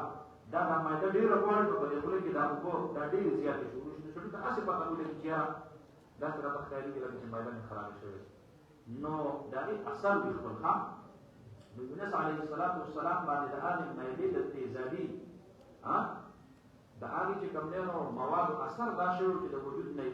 د هغې نه ویښته چې کوم دی نو ګویا کې ټول غورځېدلي او دا سترمن کې داسې نرمه شوې وه معمولي څیز هم ورته کوټک ورکول تکلیف به ورته میلاوېدو نو الله رب العالمین چې په کوم ځای ورته خو د مړي د خولې نه نو په هغه ځای باندې الله رب العالمین ورته یقین دغه چې کوم دی نو د کدو زیلګان بوټي چې کوم دی نو دا الله راوښلي نو دا هغې پاڼې په ده باندې راخورې شي چې دا مچان او دا یو شی بل شی دا کې تیري نه چرته ځکه کچه جسم دی ژر به چې کوم دی نو وایرس پکې اثر کوي او بل طرف ته الله رب العالمین د خوراک لپاره ورته تنظیم وکړو نو د ځنګل نه چې کوم دی نو ګویا کې د هغې نه به ورله الله رب العالمین د کوم چې کوم دی نو ګویا کې یو روایت کې غزال راغلی دی بل روایت کې چې کوم دی نو ګویا کې دا ځنګلي زموږ او ستاسو په دې غرونو کې دا ځنګلي ګړي دي تاسو پوه په خبره باندې دغه الله رب العالمین به رالیږل او دلته به چې کوم دی نو خوراک دا به ورته ورکوو دا د دې وجې نه چې د دې دواړو دا پی چې کوم دی دا ډېرې زیاتې طاقتور دي ځکه تاسو دا قدرتي نباتات خوري که نه او بل منډې ورسره ورزش ورسره کوي نو څنګه چې خپل جسم مضبوط وي نو دا څرنګه چې دا کوم پیټ نه راوتلي په هغې کې قوت په نسبت د نورو کورنو دغه باندې سیوالي نو الله رب العالمین ورله په دې باندې خصمانه کوله نو دغه واقعیت الله رب العالمین په دې ځای کې هغه چې کوم دی نو ګویا کې ذکر کوي اوس په دې ځای کې یو خبره به تاسو یاد ساتئ تاسو پوه شئ په خبره باندې مولوي صاحب په تفهیم القرآن کې د یونس علیه السلام متعلق لیکلي دي چې دا یونس علیه السلام په فرایضو د رسالت کې کوتاهي کړې نبي چېرته په فرایضو د رسالت کې کوتاهي نه کوي فرایضو د رسالت کې کوتاهي تاسو پوه شئ په خبره باندې دا ګناه دی د نبي لپاره او انبیاء کرام دا معصوم عن الخطأ دي مسألة دا عصمة الأنبياء دا أهل السنة والجماعة متفقة عقيدة لها تذكروا شو نو أبوي جلد نمبر 2 صفحة نمبر 312 के लिए जो कुरान के इशारात और सहीफे यूनुस की तफसीलात पर गौर करने से इतनी बात साफ मालूम होती है कि हज़रत यूनुस अलैहिस्सलाम से फरीज़ रिसालत अदा करने में कुछ कोताहियाँ हो गई थी हज़रत मुफ्ती शफी से रहमतुल्लाह अलैह और नूर अजिल्ला और उलमा इकराम दा खबर लिखले दा खबर ठीक न दा दुरुस्त न दा او دا د وهب بن منبه د هغه چې کوم دی نو ګویا کې د یو اسرائیلي روایت په رڼا کې دا خبره شوې ده نو د نبي متعلق داسې قسم دا کول چې د هغه نه په فریضې رسالت کې کوتاهي شوې ده حالانکه یونس علیه السلام دلته هېڅ غلطي نه ده کړې صرف سنت الانبیاء هغه دا دی چې هر کار د الله په اذن باندې کوي نو د کلي نه خو د الله په اذن راوتی خو اوس کلي ته واپس نه شو او کښتۍ کې کېناستلو نو دې کې لږ غوندې چې کوم دی نو سنت الانبیاء باندې عمل راغلی دې وجې نه د هغې نه تعبیر شوی دی ابا د هغې نه تعبیر شوی دی اذ ابق الی الفلک المشحون د هغې نه تعبیر شوی دی په مختلفو چې کوم دی داسې قسم کلماتو سره د هغې نه تعبیر شوی دی. لهذا دې ته صریح ګناه ویل یا په فریض رسالت کې کوتاهي د هغې نه تعبیر کول دا چې کوم دی نو ګویا کې مناسب نه ده. انبیاء کرام معصوم عن الخطأ دي. تاسو پوه شولئ په خبره ده، یو علمي نقطه ده، یو علمي رایه ده، یو علمي مسله ده. فرمایي فلولا كانت قرية آمنت فهلا كانت قرية نو ولې نه یو کلی ای اهلها ای اهلها یعنې هغه اهل د یو کلي فهلا كانت اهل قرية ولې نه یو اهل د کلي امانت چې ایمان یې راوړی فنفعها ایمانها ورکړي هغې ته ایمان د هغوی نو په وخت باندې به ایمان راوړی نو ایمان به ورته خپله فایده ورکړې وه الا قوم یونس مگر قوم د یونس علیه الصلاة والسلام چونکې په دې باندې وقوع د عذاب نه وه راغلې صرف علامات د عذاب پرې ښکاره شوي او د دوی نه الله هغه عذاب فیصله واپس کړل. لما آمنوا هر کله چې دوی ایمان راوړ کشفنا عنهم عذاب الخزي فی الحیات الدنیا نو موږ پورته کړل د دوی نه هغه عذاب د رسوایۍ په دنیا کې په ژوند د دنیا کې ومتعناهم الی حین او فایده ورکړله موږ دوی ته الی حین تر څه وخته پورې. معنا دا چې د دې د مرګ پورې موږ دوی ته چې کوم دی نو ګویا کې د ژوند هغه موقع دا مو ورته ورکړله چې کومه نیټه یې د طبعي مرګ دپاره موږ مقرر کړې وه نو تر هغې پورې ورته موږ مهلت ورکړو. ومتعناهم الى حين ولو شاء ربك فچرته غوښتلی وی رب ستا لآمن من فی الارض كلهم جميعا نو ایمان به راوړی هر هغه چا چې په ځمکه کې دي ټولو په یړه باندې. افانت تکره الناس آیات ته ای نبي علیه الصلاة والسلام تکره الناس زور کې په خلقو باندې حتی تر دې پورې یکونو چې شي دي مؤمنین ایمان راوړونکي. وما كان لنفس ان تؤمن الا باذن الله او نشته اختیار دی او نفس دپاره چې دا ایمان راوړي بغیر په اجازه د الله رب العالمین باندې ویجعل الرجس او ګرځي الله رب العالمین ګندګي على الذين بعض خلق باندې لا يعقلون چې هغې عقل نه لري. کوم خلق چې بې عقله وي بې علمه وي بې ایمانه وي الله په هغوی باندې دا ګندګي د کفر ورچوي د پاسه چې دا ګندګي د دوی د پاسه پرته وي. تاسو پوه شئ رجس د عذاب ويجعل الرجس او ويقضي العذاب الله رب العالمين فیصله د څه شي د عذاب کوي على الذين لا يعقلون فهغه خلق باندې چې عقل نه لري معنا دا په کافرانو باندې. قل ويا حبيبا انظروا ماذا في السماوات والارض نظر وکئ تاسو وګورئ تاسو هر هغه څه في السماوات چې هغه په اسمانونو کې دي والارض په ځمکه کې دي نو چې په ځمکه او په اسمانونو کې څه دي په هغې کې تدبر وکړئ تفکرون في خلق السماوات والارض او چې کوم مؤمنان دي هغه چې کله دا وګوري نو هغوی ربنا ما خلقت هذا باطلا الله دا په داسې عبث نه دي پیدا کړي دی یو ډېر لوی عظیم مقصد دپاره دې پیدا کړي. نو فرمایي یا قل ووایه حبیبه انظروا وګورئ تاسو ماذا فی السماوات والارض څه څیز دی په اسمانونو کې او په ځمکه کې څومره ډېر عجایب د قدرت د الله رب العالمین په دې کې تاسو ته په نظر باندې نه راځي. وما تغني الآيات والنذر عن قوم لا يؤمنون او فایده نه ورکوي نفع نه ورکوي الآیات هغه نشانې د قدرت د الله رب العالمین او هغه معجزات والنذر او يرونکي یعنې انبیاء کرام علیهم الصلوات والتسلیمات عن قوم فایده نه ورکوي د هغې قوم نه لا یؤمنون چې هغې ایمان نه راوړي. نو مؤمنانو ته چې هر څومره معجزات کافرانو ته چې هر څومره معجزات راشي او هر څومره انبیاء کرام راشي نو دوی ته څه قسم فایده دا ورته نه وررسوي ولې دوی ترې نه فایده اخلي نه د دې اراده د فایدې او اراده د هدایت دا نشته دی نو فهل ينتظرون الا مثل ايام الذين خلوا من قبلكم هل ينتظرون ما ينتظرون دې انتظار نه کوي. نو دې چې کوم دی نو ګویا کې انتظار نه کوي الا مثل ايام الذين خلوا من قبلهم مگر په مثل د ورځو د هغې خلقو باندې چې تېر شوي دي مخکې د دوی نه دوی هم د هغې خلقو په شانتې د عذاب د ورځو قل ووایه یا حبیبه فانتظروا تاسو انتظار کوئ د عذاب د الله ثم ننجي رسلنا بیا به موږ نجات ورکړو هغه انبیاء کرامو خپلو ته هغه استازو خپلو ته والذین آمنوا او هغه خلکو ته چې ایمان یې راوړلی کذلک هم دقرنګې لکه څرنګه چې موسی علیه السلام ته موږ نجات ورکړو، لکه څرنګه چې یونس علیه السلام ته موږ نجات ورکړو، لکه څرنګه چې نوح علیه السلام ته موږ نجات ورکړو. د دې دریو انبیاء کرام واقعات عن قریب ذکر شو. نو دوی ته دې انبیاء او د دې ملګرو ته چې لکه څرنګه موږ نجات ورکړو، دغه رنګ به زما حبیب تاسو ته او تاسو ملګرو مؤمنانو ته به موږ نجات درکو. حقا علینا ننجي المؤمنین، او ثابت دی په موږ باندې او ذمه ده زمونږه دا خبره ننجي المؤمنین چې موږ نجات ورکړو مؤمنانو ته. دا خبره زمونږه ذمه داري ده چې دا به موږ خامخا کړو او دا زمونږه سنت دی. ولن تجد لسنت الله تبدیلا. تاسو پوه شئ په خبره باندې. نو اعلی د چا لپاره راځي؟ دا د وجود لپاره راځي. نو دا حق دی په موږ باندې د مؤمنانو چې موږ دې ته ورکړو نجات ورته موږ ورکړو. تاسو پوه شئ په خبره باندې. فرمایي قل وای حبیبا یا ایها الناس ای خلق ای اهل مکه ان کنتم فی شک من دینی، کوچرته یې تاسو په شک من دینی د دین زمانہ.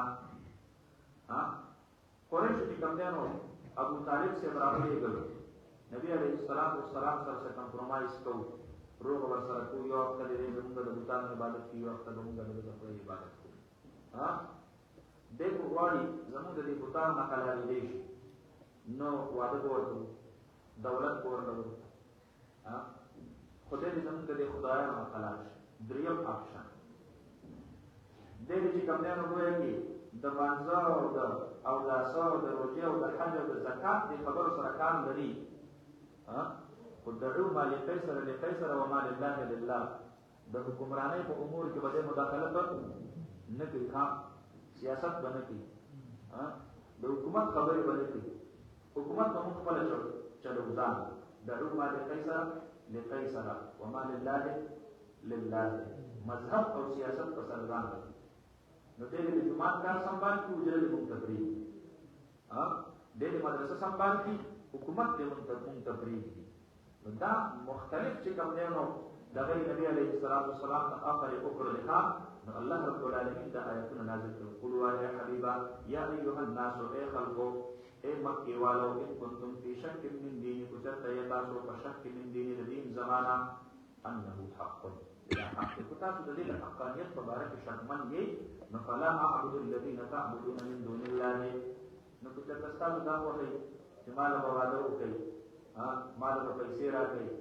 مال به کوم نه مراعات راکړي، او زه به ستاسو نه حلال شم او د توحید دعوت به پرېږدم. دا سوال نه پیدا کېږي. خو تاسو داسې وایئ چې اته به مونږ ستا د خدای عبادت کوو، اته به ته زمونږ د بوتانو عبادت کوې. نو دا هم چېرته نشي کېدلی. خو تاسو داسې وایئ چې یا زه د الله حکم په دې بابت کې ونه منم چې د الله په ځمکه کې د الله نظام وي. دا څیزونه تاسو ته در پرېږدم، صرف جماعت سنبال کړم. جماعت کې به د قرآن بالادستي وي او جماعت نه بغیر به دا به د بېدینۍ چې کوم دی نو غلبه وي. نو دا نشي کېدلی. دا مصالحت نه کوم. نو لا اعبد الذین تعبدون من دون الله. زه عبادت نه کوم د هغې بوتانو تعبدون چې تاسو عبادت کوئ علاوه د الله رب العالمین نه. ولکن اعبد الله الذي يتوفاكم. تاسو د وجه نه زه د بوتانو عبادت نشم کولی، لکن اعبد الله، لیکن زه عبادت کوم د الله رب العالمین الذي هغه ذات یتوفاکم چې مړی به تاسو لره. زه د هغې رب ذوالجلال عبادت کوم. تاسو غوندې زورور به راپرځئ. تاسو پوه شولئ. نو د شاه منصور شیخ صاحب رحمت الله علیه په دې ځای کې ویل یو دا د پښتنو لهجه ده. سړی چې چاته وایي نو دا خبره ورته کوي، د زورورتیا خبره ورته کوي. نو نبی علیه السلام د دې په ژوند کې د الله عظمت په دې طریقه باندې ورچوي. زه د الله عبادت کوم کوم چې به تاسو مړ کړي، خوښ هم شي، پته به ټوله یې ونشي. تاسو پوه شولئ په خبره باندې. نبی علیه السلام باندې د الله عظمت او جلال د دې په ژوند کې په دې طریقه باندې ورچوي. زه د هغې ذات عبادت کوم کوم چې مرګ راوستونکی دی. تاسو به مړئ، تاسو به مړه کوي. وامرت ان اكون من المؤمنين. او ما ته حکم کړی شوی دی چې زه شم د ایمان راوړونکو نه. وان اقم وجهک للدین حنیفا. او بل حکم راته کړی شوی دی وامرت ان اقم وجهک. د دې خبرې حکم راته شوی دی اقم وجهک چې ته برابر کړه مخ خپل دین طرف ته، حنیفا د باطل نه حق طرف ته اړوونکی، مایله کېدونکی. ته به د وخت د فتنو شکار کېږي نه. داسې نه چې څوک درله سربېړه درکړي، یو فتنه در باندې راشي هغه د یو طرف ته ورواړي، او بله فتنه در باندې راشي او هغه دې بل طرف ته ورواړي. تاسو پوه شئ چې زورور به راځي، زور به در باندې کوي، خو ته به د صراط مستقیم نه مخکې وروستو کېږي نه. د وخت د فتنو د هغې چې کوم دی نو ګورئ شکار کېږي به نه. نو چا چې دا ویلي دي چې زمانه گر به تو نه سازد تو به زمانه سازد، چې کوم زمانه تا سره نه برابرېږي نو ته د زمانې سره برابر شه که نو. نو چې دا دومره خلک چې کوم دی نو دا ستا نه مني نو زه چلو ټیک ته ته د دوی کوم منم. تاسو پوه شولې په خبره باندې دا غلطه خبره ده. بلکې زمانه گر به تو نه سازد تو به زمانه ستیز. نو خو چېرته ته زمانه چې کوم دی نو هغه ستا سره نه برابرېږي، مقابله ورسره وکړه، ډبره ورسره ووهه. او د زمانې چې کوم دی نو ګورئ چې دا تاسو چېرته څوک لیدلي دي چې یو سل خره په لاره روان دي، دي چې هلکې د دومره ډېر مخلوق روان دی ولې چې زه ورپسې ور روان یم. تاسو داسې لیدلي څوک د دې ګردو د جوجو دارانۍ چې په لاره روان دي، تاسو چېرته څوک لیدلي هلکې دا دومره ډېر مخلوق په دې لاره روان دی ولې چې زه ورپسې ور روان یم. تاسو پوه شولې په خبره باندې. نو چېرته هم داسې نه، اهل باطل به په یو طرف باندې روان وي، ته به صرف د هغې د کثرت د وجې نه د حق لاره پرېږدي. نه داسې نشي کېدلی. بس خو تلې تنها ولاړې ولاړ یا ان اقم وجهك للدين حنيفا، استقامت د اختیار اقم وجهك، مخ دې سیده کا، مخ دې برابر کا د الله دین طرف ته، او حنیفا ته په دین حنیف باندې ملت ابيكم ابراهيم. ابراهيم عليه السلام هغه څومره سختۍ تېرې کړي، تا به څه سختۍ تېرې کړي، ورته ورتاو کړی د الله د دین نه مخ نه دی اړولی، ته چېرته ورته ورتاو کړلی شوې، تا چېرته دومره سختۍ برداشت کړي؟ نه چېرته هم نه. نو دې کې د داعیانو د مبلغینو د علماو د عالماتو د هغې د ټولو لپاره په دې کې ډېر لوی درس دی چې چېرته به تاسو د حالاتو سره ځان نه برابروئ، حالات به خپل ځان سره برابروئ. اکثر زموږ د علما کرام ملګري وي، نو دوی چېرته چې کوم دیانو یو تعلیمي ادارې ته لاړ شي هلته ایجاب وشي، یا یو بهر دنیا ته لاړ شي هلته ملازمات اختیار کړي، نو څه ورځې پورې هغه د علم رنګ پې چړل وي، د سنتو رنګ پې چړل وي، څه ورځې پس ترې نه د سنتو رنګ ختم شي، بیا ښه ورځې پس ترې نه د علم هغه رنګ ختم شي. بس دی په هغې ماحول کې چې کوم دی نو د هغې نه متاثر شي. تاسو پوه شوئ په خبره باندې. داسې به چېرته نه کوئ. الله رب العالمین تاسو له خپل پهچان او خپل شناخت درکړی دی. نو تاسو به کوشش کوئ چې په ماحول اثر انداز شئ، دا نه چې ماحول په تاسو باندې اثر انداز شي. ولا تکونن من المشرکین، د مه کېږه خامخا د مشرکینو نه. ولا تدع من دون الله ما لا ينفعك ولا يضرك، او مه رابله علاوه د الله رب العالمین نه هغه بوتان لا ينفعك چې هغه نفع نه دررسي تا ته ان عبدته. خو چېرته تا عبادت چې کوم دی نو ګویا کې وکړو نو هغه تا ته چې کوم دی نو که تا عبادت ونه کړو نو هغه تا ته ضرر در ورسوي، که تا عبادت وکړو نو هغه تا ته نفع در ورسوي. نه،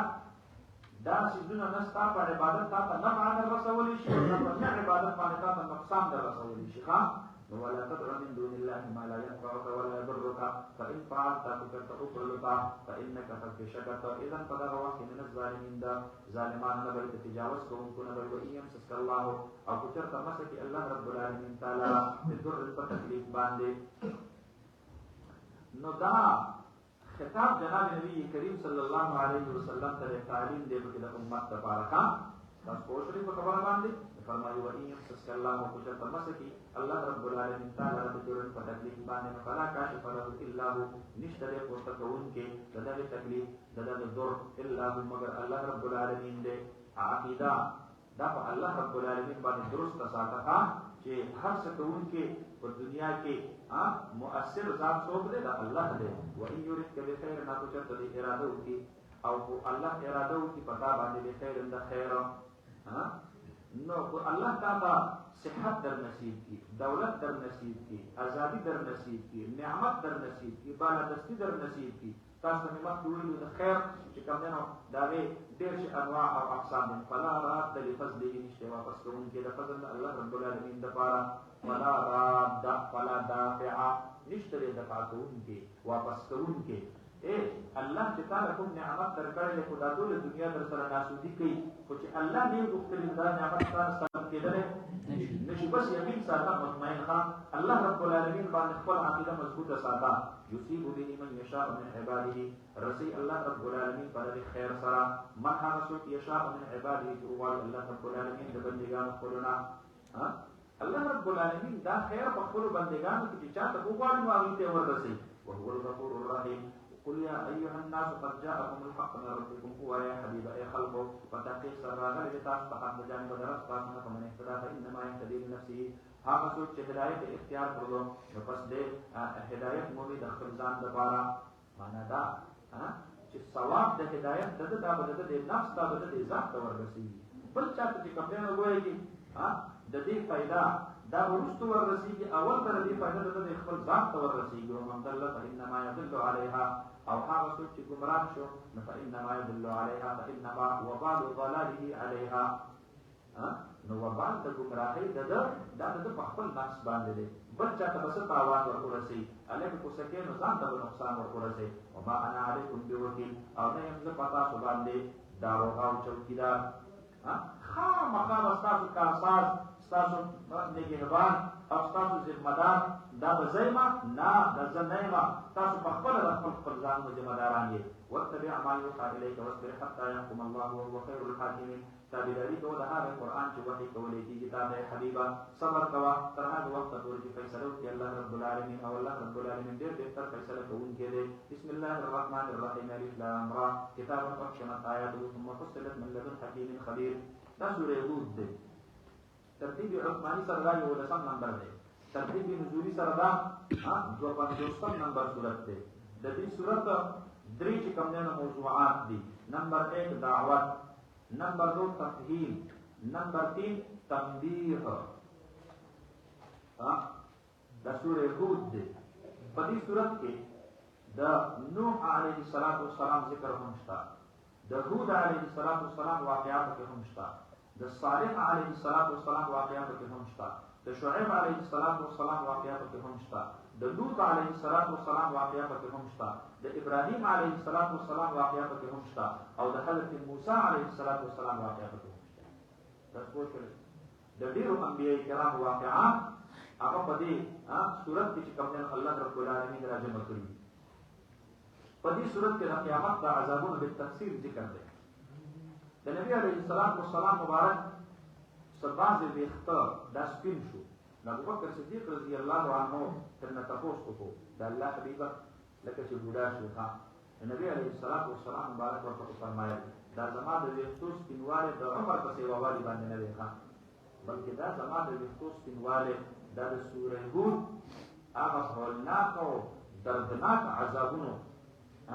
دا دې د یری د وجه نه دی نو شیبت می هود زدي سورې هود چې کوم نه بوډا لمخه تاسو پوښتنه په خبره باندې نو د غم او د فکر سره چې کوم نه کله کله ویښته دا چې کوم نه سکی ګره دا سپینې تاسو پوښتنه په خبره باندې نو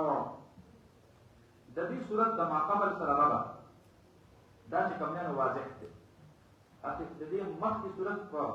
اخر کې تاسو وی وخت لري اعمال حائلای او دلته چې کوم نه ولنبنه آیت کریمه کې الله فرمایي کتاب محکمت آیاته ثم فصلت من لدن حکیم خبیر علیکم آیات قرآنی دیگه هم د آیات قرآنی دا دې تر منځ سره راکا دا ذکر دې تاسو پوښتنه په خبره باندې شاء الله فرمایي بسم الله الرحمن الرحیم الف لام را دا چې کوم نه وګورئ کې د حروف مقطعات دي الله اعلم بمراده بذلك المتقدمين رأي هذا جمهور علماء کرام رأي هذا متأخرين بخپل رأي ورکړي نو یو رأي پکې دا الف معنا د اعلى لام معنا د لوامع را معنا د رشد الف لام را اعلى لوامع الرشد دا چې کوم روان دي نو دا د هدایت لپاره بهترین راهګانې دي او بهترین رهنمایي ده بهترین رهنمایي دي تاسو پوښتنه دا دې آیتونو کې د انسان د هدایت لپاره ډېر بهترینه رڼا پرته ده كتاب أحكمت آياته دا كتاب هذا كتاب دا هغه کتاب دی احکمت آیاته چې محکم کړي شوي دي آیاتونه د دې کتاب آیاتونه دا چې کوم نه څه شوي دي دا محکم کړي شوي دي دا د تورات د انجیل او د زبور په شان دی من حيث المجموع منسوخ کیږي به نه دا قرآن لکه څنګه چې تورات منسوخ دی زبور منسوخ دی انجیل منسوخ دی او کتب سماویه دا منسوخ کړي شوي دي نو دا کتاب دا محکم کړی شوی دی دی چې کوم دی نو ګویا کې د مضبوط کړی شوی دی د نسخ نه چې کوم دی نو ګویا کې الله رب العالمین محفوظ کړی دی تاسو پوه شئ عبدالله ابن عباس رضی الله عنهما رئیس المفسرین چاته چې نبی علیه الصلاۃ والسلام دعا کړې وه اللهم فقهه فی الدین وعلمه الکتاب الله دته چې کوم دی نو په دین کې پوهه حاصله کړه عبدالله ابن عباس رضی الله تعالی عنه فرمایي چې د خپل ترور حضرت میمونه رضی الله عنها ته کور ته تللی وم او مخکې نه مې دا چې کوم دی نو ګویا کې څارله چې نبی علیه الصلاۃ والسلام مبارک به د حضرت میمونه رضی الله عنها د هغې کره شپه کله تېروي نو فرمایي چې کله شپه مې معلومه کړه نو لاړم نو زه لا ولیدم په ډېر زیات ماشوم وم نو نبی علیه الصلاۃ والسلام مبارک په یو بالښت باندې ګوره دا چې کوم دی نو د رحمت للعالمین کور دی یو بالښت و زه ترې یو طرف ته سملاستم نبی علیه الصلاۃ والسلام حضرت میمونه رضی الله عنها هغې چې کوم دی نو هغه بل طرف ته په یو بالښت باندې موږ سرونه کېښودل د شپې چې کوم دی نو ګویا چې په حصه کې نبی علیه السلام مبارک پاڅېدلو نو اودس یې برابره و زه غلی ورته لاړم د اوبو لوټه مې را برابر کړله او دا مې ورته د دروازه کې کېښودله نبی علیه الصلاۃ والسلام مبارک تپوس وکړو دا د اوبو لوټه چا کېښودلې ده نو حضرت میمونه رضی الله عنها هغې ورته وفرمایل چې دا خو عبدالله کېښودلې ده نو نبی علیه السلام زما د دې ماشوموالي په دې خدمت باندې ډېر زیات خوشحاله شو نو دغه وخت رحمت للعالمین دعا وکړه اللهم علمه الکتاب رب قرآن ورته وښیه نو دا د نبی علیه الصلاۃ والسلام په دعا باندې رنګ عبدالله ابن عباس ته چې امت ته رئیس المفسرین وایي په امت کې د قرآن کریم په تفسیر باندې د ټولو نه زیات پوهه لرونکی دا عبدالله ابن عباس رضی الله عنهما دی او فرمایي چې کله کله به داسې وشوله چې د یو مسلې د زده کړې دپاره به د یو عالم دروازې ته لاړم نو زه به ناست وم او غرمه به پکې تېره شوله دا دی به راووتلو نو ما ته به وي چې ابن عم رسول الله صلی الله علیه وسلم وجالس على بابي د نبی علیه الصلاۃ والسلام مبارک د تکلیف مې تاسو به درکول نه وو خپل ماوي چې څه ټایم باندې تاسو مناسب ګڼئ او په خپل طبیعت باندې راوځئ نو زه به ستاسو نه په ورځ کې د دې مسلې تپوس کوم الله اکبر دې وجې نه خپلو اساتذو له خپلو مشایخو له تکلیف مه ورکوئ بې وخته راوي کول بې وخته چې کوم دی نو روباسل خامخا د هغې به خپل معمولات وي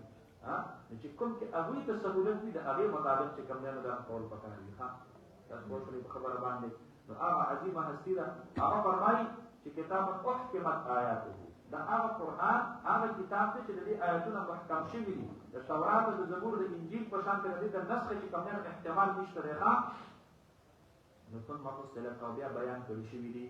من لدن حکیم خبیر د جانب د هغه حکیم ذات نه او خبیر ذات نه دا بیان کړي شوي دي کوم چې لوح محفوظ کې احکامو الله رب العالمین یو حکم تدریجا فقلاره قلاره دا نازلو نبی علیه السلام به تشریح کوله په خپل قول سره په خپل فعل سره په خپل عمل سره نو ثم فصله نو دا بیا په تفصیل سره چې کوم دی نو ګویا کې بیان کړلی شو او دا کتاب من لدن حکیم خبیر دا د جانب د هغې حکیم ذات نه دی او د خبیر ذات نه دی نو ما ته وګورئ د مکتوب عظمت دا د کاتب نه معلومېږي د مکتوب عظمت د کاتب نه معلومېږي نو چې د څومره ګورې او مطالعه کېږئ او دومره حیثیت به ورله ورکې تاسو پوه شولئ په خبره باندې په دې سرکاري دفترونو کې چې چېرته د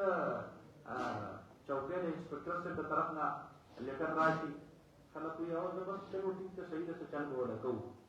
ایس ایچ او صاحب د هغې ته بیا لږ زیات اهمیت ورکړي ډي ایس پي صاحب د هغې نه سیوا ډي پي او صاحب د هغې نه سیوا آر پي او صاحب د هغې نه سیوا آی جي پي صاحب او د آی جي پي صاحب اډر هغه طرف نه خط راغلی نو رالیږونکي چې څومره لوی وي نو دومره د هغه د رالیږلي شوي پیغام اهمیت سیوا وي دیو جن الله رب العالمین د قران عظمت بیانولو لپاره فرمایي من لدن حکیم خبیر. دا قران چې راغلی دا د جانب د حکیم ذات نه دی، دا د حکمت نه ډکې خبرې دي د حکیم ذات او خبیر خبردار دی. شاباش فرمایي الله تعبدوا الا الله، تاسو عبادت مه کوئ مگر د الله رب العالمین. انني لكم بشکه زه یم ستاسو لپاره من خو د جانب الله نه نذیر يرونکي بشیر او خوشخبری او زیر ورکوونکي نذیر. دا چې کوم دی نو ګوایي دي انذار هغه يرول ته ویل کېږي کوم چې د محبت طریقه تاسو وشو په لاره باندې چې شر مخربو او خلق یې کو يرول نو دې يرول ته ارهاب ویل کېږي، دې ته تخویف ویل کېږي، خو دې ته انذار نه ویل کېږي. انذار هغه يرول ته ویل کېږي کوم چې د محبت سره د چا سره محبت یعنی دا منذر دا يرونکي دې د خپل مخاطب د لپاره په ځل کې څه ساتي محبت ساتي، لکه پلار چې بچی ته بچی دا کار نه کوي ما ته خبره نه ده. تاسو پوښتنه استاد چې خپل شاګرد ته وي، پیر چې هغه خپل کوم نه مرید څه ته وایي، مشر چې هغه خپل کشر ته وایي. تاسو پوښتنه په خبره باندې کا نو نبی عليه الصلاه والسلام مبارک هغه يرونکي دي کوم چې د امت د لپاره په ځل کې محبت ساتي. حریص علیکم هغه خبره رایا د پیغام ته تاسو په خیر خوشالي دي کېږي او عزیز علیه ما عنتم او بیا فرمایي بشیر نبی علیه الصلاۃ والسلام زیر ورکوونکی نذیر للکافرین بالعذاب بشیر للمؤمنین بالجنه. دا مشترکات قیدونه ځان له لګوي نذیر للکافرین بالعذاب فساده پښتو کافرانو ته عذاب نه لري، بشیر للمؤمنین بالجنه او زیر ورکوونکی د مؤمنانو لپاره جنت. وان استغفروا ربكم او بلا خبره ده الله رب العالمین ورته حکم کړی چې ان لا تعبدوا الا لله، دین ورته حکم کړی ان استغفروا ربكم او چې تاسو استغفار وکړئ رب تاسو ته ثم توبوا الیه، توبه وباسئ الله رب العالمین طرف ته. استغفار ویل کېږي الندامه على ما مضى، چې کوم څه تېر شوي دي هغې باندې پښېمانتیا کوو، توبه ویل کېږي. تاسو پوښتنه په خبره باندې که د روان وخت لپاره چې کوم دی نو ګویې کې عهد کول العهد على ما اتى، روان وخت کې د دغې ګناه د نه کولو چې کوم دی نو ګویې کې عهد کول دې ته توبه ویل کېږي. نو دا دواړه راویلی شوي دي ان استغفروا ربکم چې تاسو استغفار وکړئ بخښنه وغواړئ د رب ستاسو نه ثم توبوا الیه او بیا رجوع وکړئ الله رب العالمین طرف ته یمتعکم متاعا حسنا. نو تاسو به بنده کې څه درکړي نو سامان به درکړي تاسو ته هغه سامان بهتر. معنا دا چې تاسو له به ښایسته ژوند درکړي یمتعکم متاعا حسنا معنا دا لنحیینه حیاتا طیبه. تفسیر القرآن بالقرآن. تاسو پوه شولې په خبره باندې که د استغفار په نتیجه کې الله رب العالمین هغه چې کوم دی نو ښکلی ژوند انسان ته نصیب کړي، ټینشن به ورسره نه وي. د دې وجې نه دا دینداره طبقه ده دا ټینشن فری لایف تېروي. دې ته چې کوم دی نو چېرته څه ټینشن تنخوا به یې څوم دی هسې به حشاش بشاش ګرځي. تاسو پوه شولې په خبره باندې که او شاباش فرمایي یحسبهم الجاهل اغنیاء. دا بعض خلک دي دا ملیان دي ته ډېر مالدار دي نو د قبرو ته ګوري که او دې فرمایي یمتعکم متاعا حسنا نو سامان د نفع بدل کتاب ته هغه سامان د نفع بهتر ښه ژوند بدل کړي. یا یمتعکم متاعا حسنا یوفقکم للعمل الصالح. استغفار په نتیجه کې به الله تاسو له عمل صالح توفیق درکړي. دا متاع حسن دی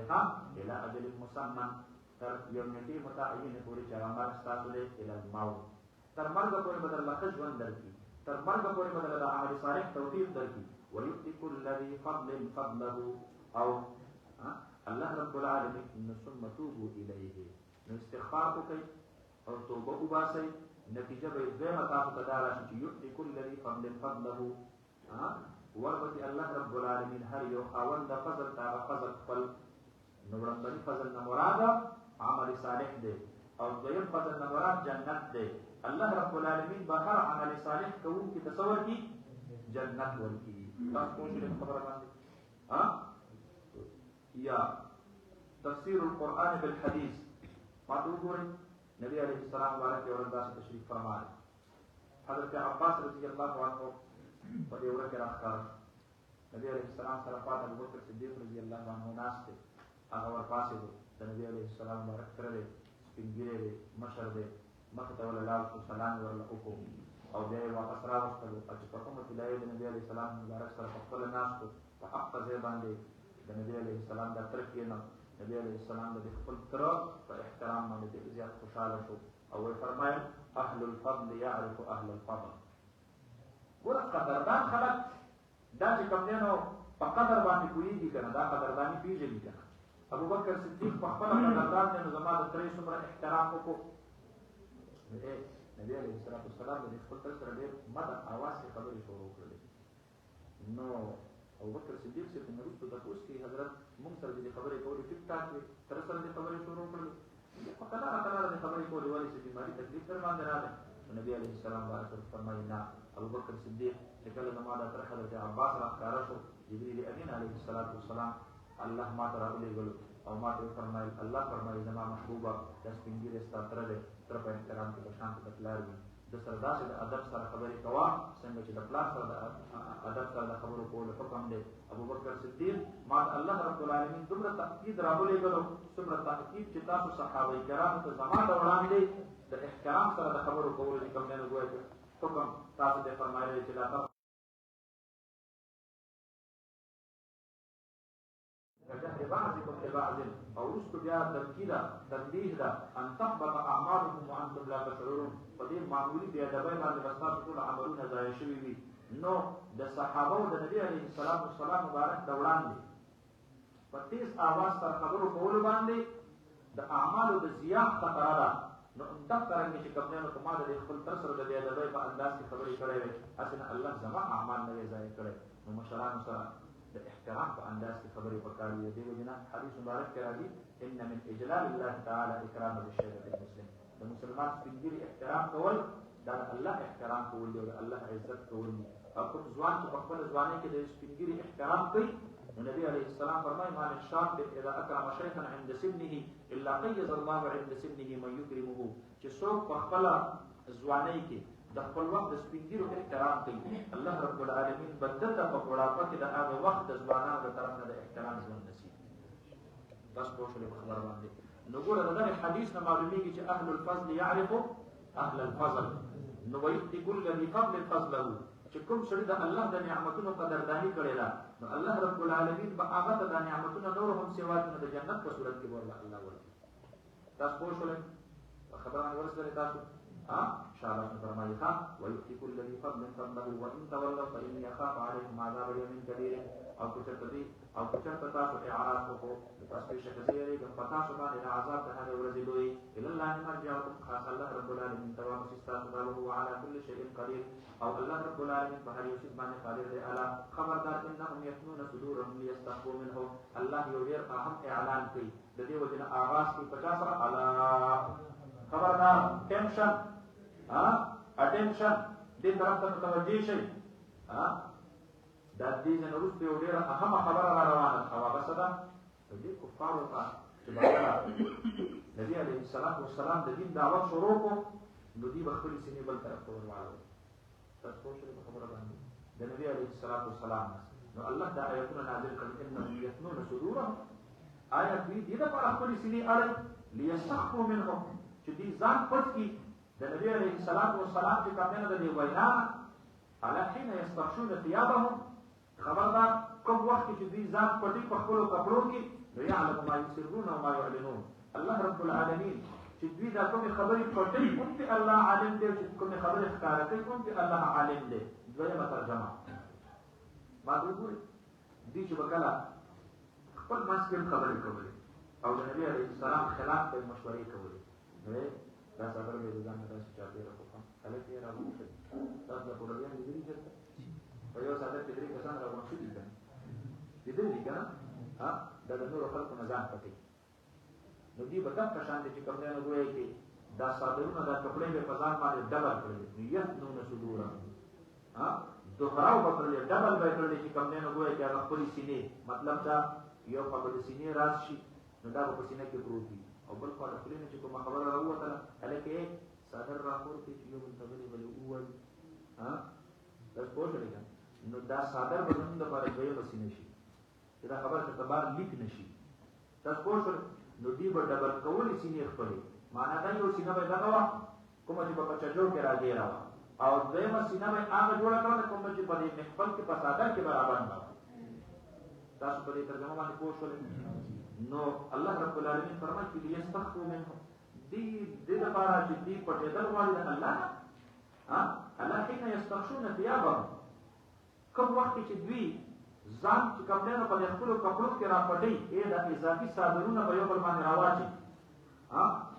او اخنس ابن شرایح هغه چې کپړې نه ګویا کې دغه شان دی به کول چې دا کپړه به را ډبل کړل او دا به چې کپړې نه وي چې دا خبره بهر ته چرته دا بهر لاړ نشي الله رب العالمین فرمایي چې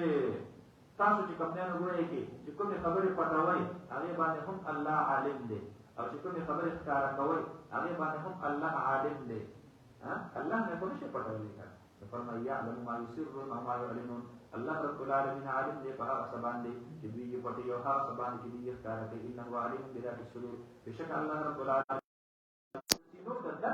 رازونه دا چې کوم نه وایي چې پیژني وما من دابة في الأرض إلا على الله رزقها ويعلم مستقرها ومستودعها كل في كتاب مبين وصدق نشته یو جن د سره یو زیرو یو جاندار کوم چې په ځمکه باندې ګرځي ما يدب على الارض کوم چې په ځمکه باندې ګرځي نو نشته په هغه کې یو جن د سره یو جاندار الا على الله رزقها مگر په الله باندې رزق ده دی د رزق انتظام پتا څنګه دی د رزق انتظام د الله باندې دی رزق چاته ویل کیږي هغه څه چې هغه چې کوم نه پاګه سره سره تغذیه حاصله کی هغه ته رزق ویل کیږي حرام هم رزق دی او حلال هم رزق دی تاسو شرط العقائد ویلي شرط العقائد ویلي والحرام رزق دا په ټولې باندې ویلي تاسو په ټولې خبره باندې دا په حلال کې لټي نو الله به ورته په حلال کې ورته او په حرام کې لټي نو په حرام کې ورته ملاويږي ځکه کو دې په حرام کې لټي او الله ورته ورته نو دې عاجز جوړيږي بیا دا مجبوري محض ده تاسو خبره باندې ویږي نو د دې وجنا نوړې د دغه حق کوم چې الله لیکلی دا باندې چې سفر نه راځي نو په حلال سره رزق کمیږي نه دا کولی کوي ځان سره دا قاعده کلیه ده دا د خپل ژوندۍ لپاره مشعل رات جوړ کړي په حلال سره رزق کمیږي نه او په حرام سره رزق زیاتیږي نه ستاسو لپاره چې کوم نه وایي چې کوم نوړې چې الله لیکلی دا حق بس تاسو ته راسیږي البته پتا باندې په کسب کې الله امتحان کوي نو کو کسب د حلال کې نو الله به اجر درکړي الکاسب حبیب الله او کو کسب د حرام کې نو تعالی الله رب العالمین دا غي بیا سزا درکړي دا ته جهنم ور د خپل خیر ته ورچي نو تاسو سزا دا چې کوم نه پسې ملایي کې په کسب درته ملایي تاسو جزا په کسب باندې ملایي تاسو په خبره باندې باقی دا رزق حرام مخلوق د الله دی رزق حلال مخلوق د الله دی تاسو خبره باندې کوي نو دا ساوی چې کوم خوري نو دا ساوی خو د مالکان دي او بیا یې خوري تاسو په خبره باندې د حلال او د حرام دا د مکلف والی تعلق پر انسان سره دی خبره تاسو کوي د دې وجه چې کوم نه غوړي کې انسان مکلف دی په دې باندې چې د حلال خوري او حرام نه رضان بچي نو رزق دا چې کوم نه غوړي چې په حلال کې هم کېدلی شي او په حرام کې هم کېدلی شي څوک چې په حلال کې لټي نو سنت الله دا چې دلته الله په حلال کې ورته څوک چې په حرام کې لټي نو سنت الله دا چې دلته الله په حرام کې ورته مسلې د سوچ کوي ښا په حرام سره ستاره د سیوا کې ناشته چې په حرام سره زماري ځکه نه سیوا کی په ایمان ودی به حرام کې چرته نه چرته په دې انا کسره رشوت اخلي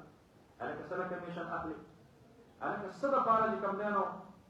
دا د حکومت د بیت المال خزانه د الله بنده الله د نړۍ متعلق تاسو د یو انسان حق نه دی د جمله مسلمانانو چې کوم دینو د حق دی دا ته څه کې او ما ته وګورئ په پاکستان کې د حرام خورۍ د هغې یو ډېر لویه ګناه روانه ده پوه شولې په خبره او څو خبرې ته ګناه وایي د تعجب خبره ده ما پسې زما یو ملګري یو ټیکنر صاحب چې کوم په هغه کې سفارش کې راوستی کار یې غلط کړ ما ورته وویل عند الله دا د ټول بیت المال د مسلمانانو پیسې دي خو زه په دې غلط کار باندې دستخط کوم الله به زما نه د دې تپوس کوي زه دا نشم کولی نو هغه ما ته ویل زما ماشومان بچي او مفتي صاحب زه په دې کار کې ډېر پړېدلی یم ما ورته ویل ګوره دا خو تا ذمواري اخیستې په کار کې تاوان هم راځي او ګټه هم راځي دا ګټه چې حلالېږي نو د امکان د تاوان د وجې نه حلالېږي چې په کوم ځای کې امکان د تاوان ختم شي نو بیا هلته ګټه نه حلالېږي سود کې ته پیسې ورکړې او په نقصان کې ورسره ځان نه شریکې او خالص منافع نه اخلي تاسو په خبره باندې پوهېږئ که نو دا حرمت خو په دغه ځای کې راغلی خو د دې په ځای کې مظالمت کړی دی چې بلکې په تاوان هم در سره پکې شریک یم خو ګټه هم در سره پکې شریک یم نو بیا خو جایزه وکړه تاسو په خبره باندې پوهېږئ نو ما ورته دا وویل نو ما ورته ګوره بابا ګیرې دې سپینه ده د قبر په غاړه باندې ولاړ ټولو به ټوله حلاله روزي ولې نه وایي ګوره دا ته چې زما په دې دستخط باندې پیسې راوباسي د بینک نه او د خپلو بچو مخې ته یې کېږدي نو تا ته پته شته دی د پاکستان د 22 کروړو مسلمانانو د هغې حق تا به د خپلو بچو باندې وخوړه په دې عمر کې ته خپلو بچو له حرام وړي راته ښه کې الله رب العالمین د هغې سړي زندګي بدل کړله په دغه ځای ته جوړه ما ته یو مفتي صاحب زما په ټول ژوند کې ما ته چېرته منبر صاحب دا خبره نه ده کړې ما چې چاته بیل مخې ته کړی دی ما ته یې ویلي چې زما کمیشن کې راغلی او الحمدلله طلباء کرامو تاسو دا وایم ښه الله باندې عقیده خپله کلکه ساتئ الله به درله ښایسته بهترین رزق درکړي حرامو کې الله د چا رزق داسې واقعي نه ما چې کله منبري ختم کړه ما حضرت شیخ صاحب مبارک ته هغې ته مې وویل چې حضرت ما خپل کور ته خپلو بچو له او تاسو له حرام خو لویه خبره ده ما مشتبه او مشکوک رزق هم الحمدلله نه دی راوړی حرام خو لویه خبره د خپل وس مناسب د خپلې لیکې مناسب او دا په جار باندې خبره کوم چې کوم څیز قصدن عمدن ارادتن د عوامو او هغې کې ما خیانت کړی وي نو په هغه د یوې کاسرې هم وي و عند الله به په روز محشر زه د هغې ذموار یم غاړه مې الله ته خلاصه ده لا لي ولا علینا حضرت عمر رضی الله عنه ډېر لویه هستي وه موږ ډېر کمزور ډېر بېکاره خلک وو منځونه به مو کم وي تلاوتونه به مو کم وي روژې به مو کم وي حجونه به مو کم وي خو الحمدلله دا خپل زندګۍ کې د خپل ځان دپاره چې کوم دی نو تاسو یو مشعل راه جوړ کړئ ښه چې د حرامو په ارتکاب سره به چرته ستاسو په رزق کې سیواوالی نه راځي نړۍ دې هم هغه د الله سره ده کومه چې ستا د پیدایش نه مخکې تا دپاره لیکلې ده بل نه به یې ګټې نو د خپلې آخرت دپاره چې کوم دی د بل دنیا ښایسته کوې خپل آخرت پکې تباه کوې دا څه کوې تاسو پوه شولې په خبره باندې نو رزق چې کوم دی نو دا حلال ته او حرام دواړو ته ویل کېږي ښه نو فرمایي وما من دابة فی الارض نشته دی یو ژوندی سړی په ځمکه کې الا علی الله رزقها مگر په الله رب العالمین باندې دی رزق د هغې ویعلم مستقرها ومستودعها الله رب العالمین عالم دی مستقرها ومستودعها د دقې دابې د دقې زیروح څیز په مستقر باندې هم او په مستودع باندې هم مستقر ویل کېږي مستقل جای رهایش ځای د قرار مستقل جای سکونت الله ته د هغې هم علم دی او د مستودع هم الله ته علم دی نو ما ته وګورئ الله رب العالمین په علم کې دا چې د انسان مستقر د جنت او دوزخ دی هغه مستقل جای سکونت دی خالدین فیها ابدا هغه ژوند دی مستودع دې نه مراد چې کوم دی نو د دنیا دا ژوند دی یا مستقر نه مراد د دنیا ژوند مستودع نه مراد د قبر ژوند خبره پوهېږئ تاسو مستقر نه مراد د دنیا ژوند او مستودع نه مراد د قبر ژوند حیات برزخي او دریم تفسیر مستقر نه مراد د هر داخلي او زنده سري په دنیا کې مستقل جای سکونت مستقر نه مراد ده او مستودع نه مراد عارضي قیامگاه ته تر څو پورې په کور کې یې الله رب العالمین ته علم دی تا ته به په رزق کې څه څه میلاویږي ته روان شې د دې نه کراچۍ ته په سفر باندې ډوډۍ به په رستم کې خورې خو په شهبازګړه کې به خورې خو په مردان کې به خورې خو په نوښار کې به خورې كبري هاك ببري دستا مستودع ده الله تدري أن علم ده تابع بدي خبر رزق بس الله رسي تكون زي كده الله يقلله نكفكوري بدي الله تابع رزق در رسي كذا كورنا بهاري بدي الله رب العالمين رزق تا عليك بدي رسي أبو موسى أشعري رضي الله عنه حضرت أبو مالك رضي الله عنه الأشعريين القبيلين هجرة كلا مدينة طيبة راغليو دفراش كاش سامان وصراحة بنشو نبي كريم صلى الله عليه وسلم مبارك لي يوم أستاذ ورسولي قالوا أستاذ شكل الله النبي عليه الصلاة والسلام مبارك لدن من هذا آية كريمة لا وما من دابة في الأرض إلا على الله رزقها أستاذ سيد راغب أبو موسى أشعري رضي الله عنه أو أشعريين تفرماي في بس رزق زمن روان دي أستاذ مطلب داري في ما القرآن آيات واجد له الله تعالى رزق انتظام قي او ابو موسى اشعري رضي الله عنه دعوت ندا فهم کړل لکه چې نبی عليه الصلاه والسلام له اوستر عليږي د دې میان کې اوسره د استغفار راغسته او ابو موسى اشعري رضي الله عنه ته راوړل هغه منظور ټول او کړل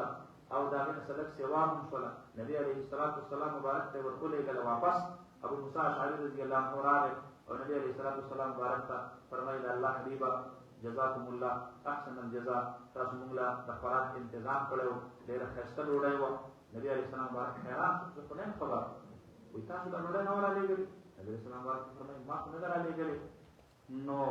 ابو موسى اشعري رضي الله عنه ورته واقعیا بیانې ښه وي موږ داسې یو منځ رالېږل هغه واپس راغی وی چې رزق را روان دی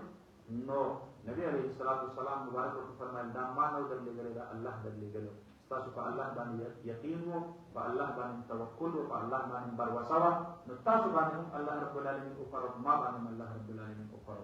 نو فرمایي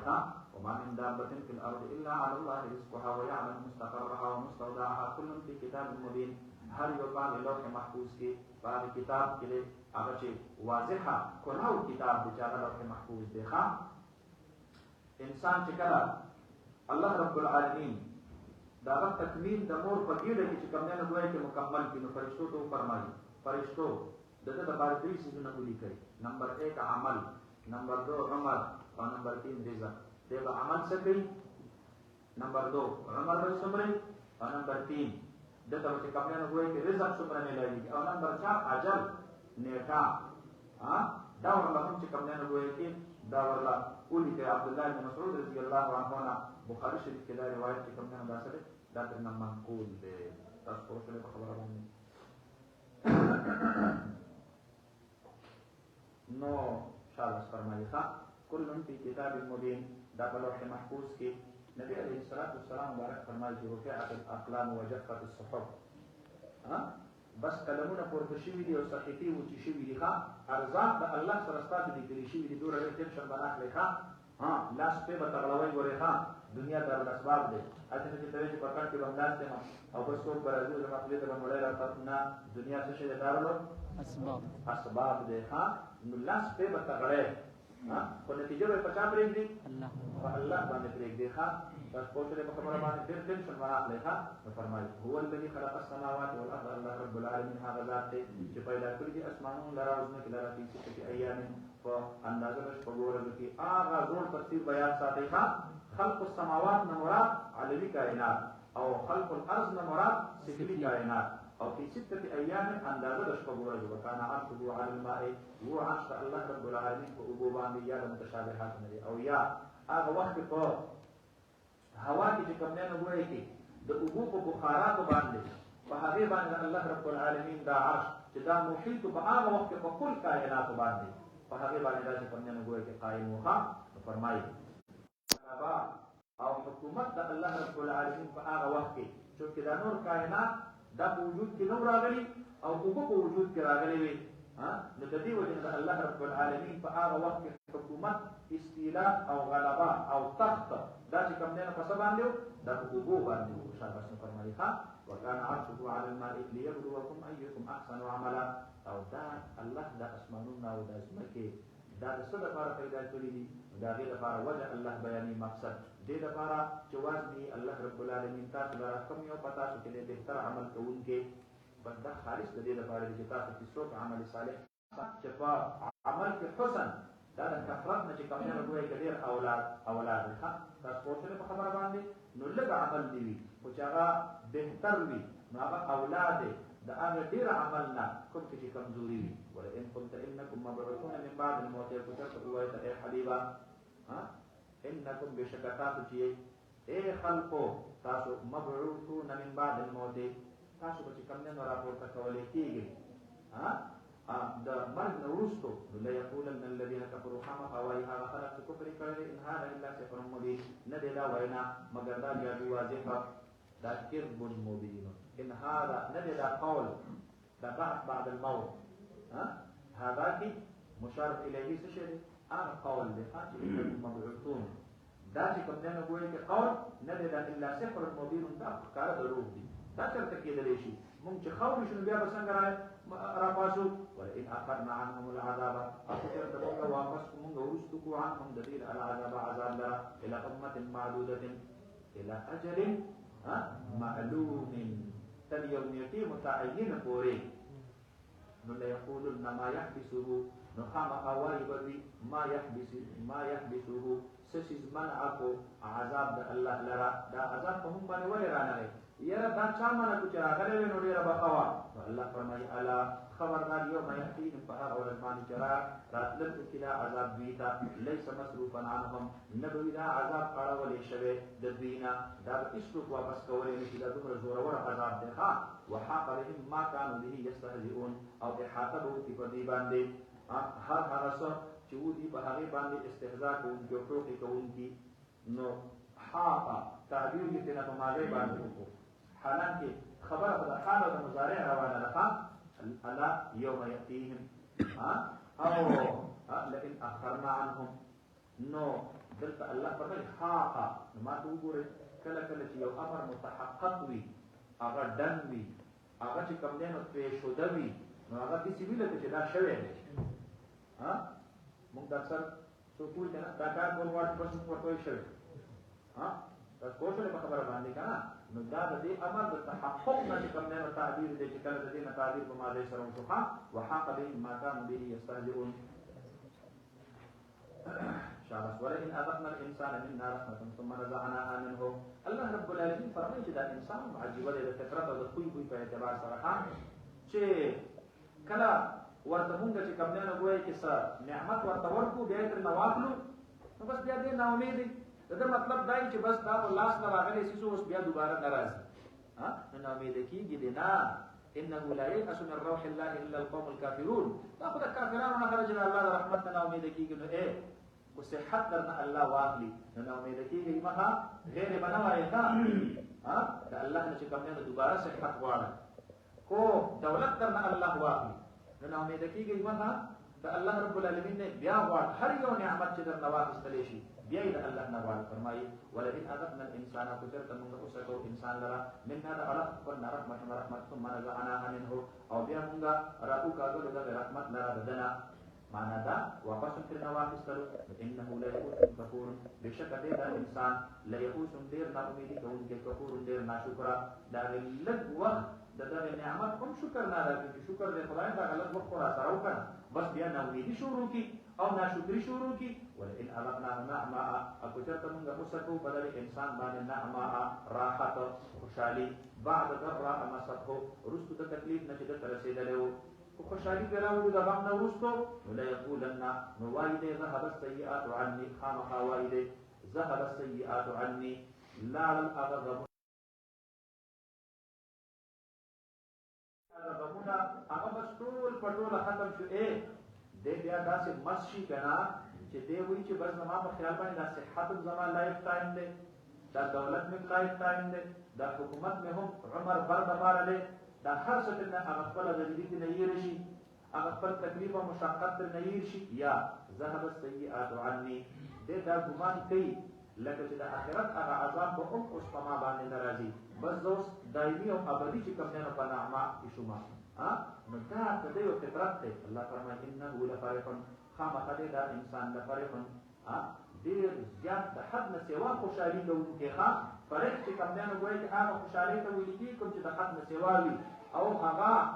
تکبر ته چې کوم نه ګوي کې رسیږي ښا فخور او فخر کوونکې الا الذين صبروا وعملوا الصالحات مگر هغه خلک چې صبر یې کړی او عملونه یې کړی صالح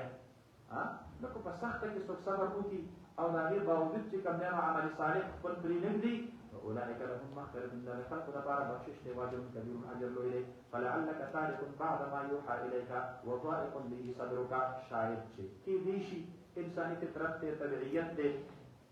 استاد ورته دومره تان شو چې دې درته بار چې کوم نه ګوي چې وای یاره دا ته چې قران موږ راکړو د دې په ځای باندې وصول په ولې نه راکې پیسې باندې نه راکړې کله کله به درته وای چې یاره څه فرشتہ دا راته وخایي چې مونږ یې په خپل سترګو باندې ووینو نو تاسو ته سم خبرې وکړه چې نو الله حبیب حسنه چې په تقاضای بشریت تاسو په دې باندې چې کوم نه ګوي چې کم نشي درته لا یزيد صدرک بما یقولون تاسو په دې خبره باندې کنه نو الله رب العالمین ته فرمایي چې لعلک تعرف بعض ما یوحى الیک کې دې شي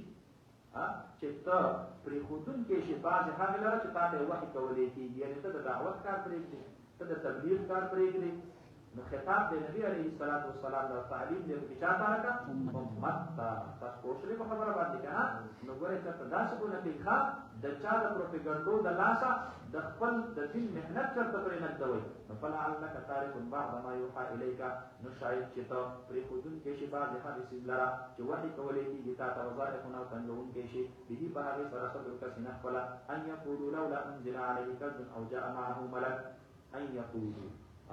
نو تعویل د مصدر سره تاسو چې کوم نه وګرځوي بقولهم د دې دا وینا لولا انزل علیه کنز ولنا راتوزیږي په د نبی علیه الصلاۃ والسلام باندې یو خزانه او جاء معه ملک یا راشد د سره یو فرشتہ دا څه قسم خبرې بیمانونه بلیستانه کوي الله ورته فرمایي انما انت نذير بشکایه بصرت يرون کې والله على كل شيء وكيل دی الله رب العالمین په هر یو شی باندې ذمہ دار او کارساز دا ته د دې په ایمان راوړل ذمہ دار نه ښه چې ستاسو مزه تاسو کوم دي ایمان ولې راغلو او بیتا مؤمنان ورنه دا ستاسو ذمہواری نه ده انما عليك البلاغ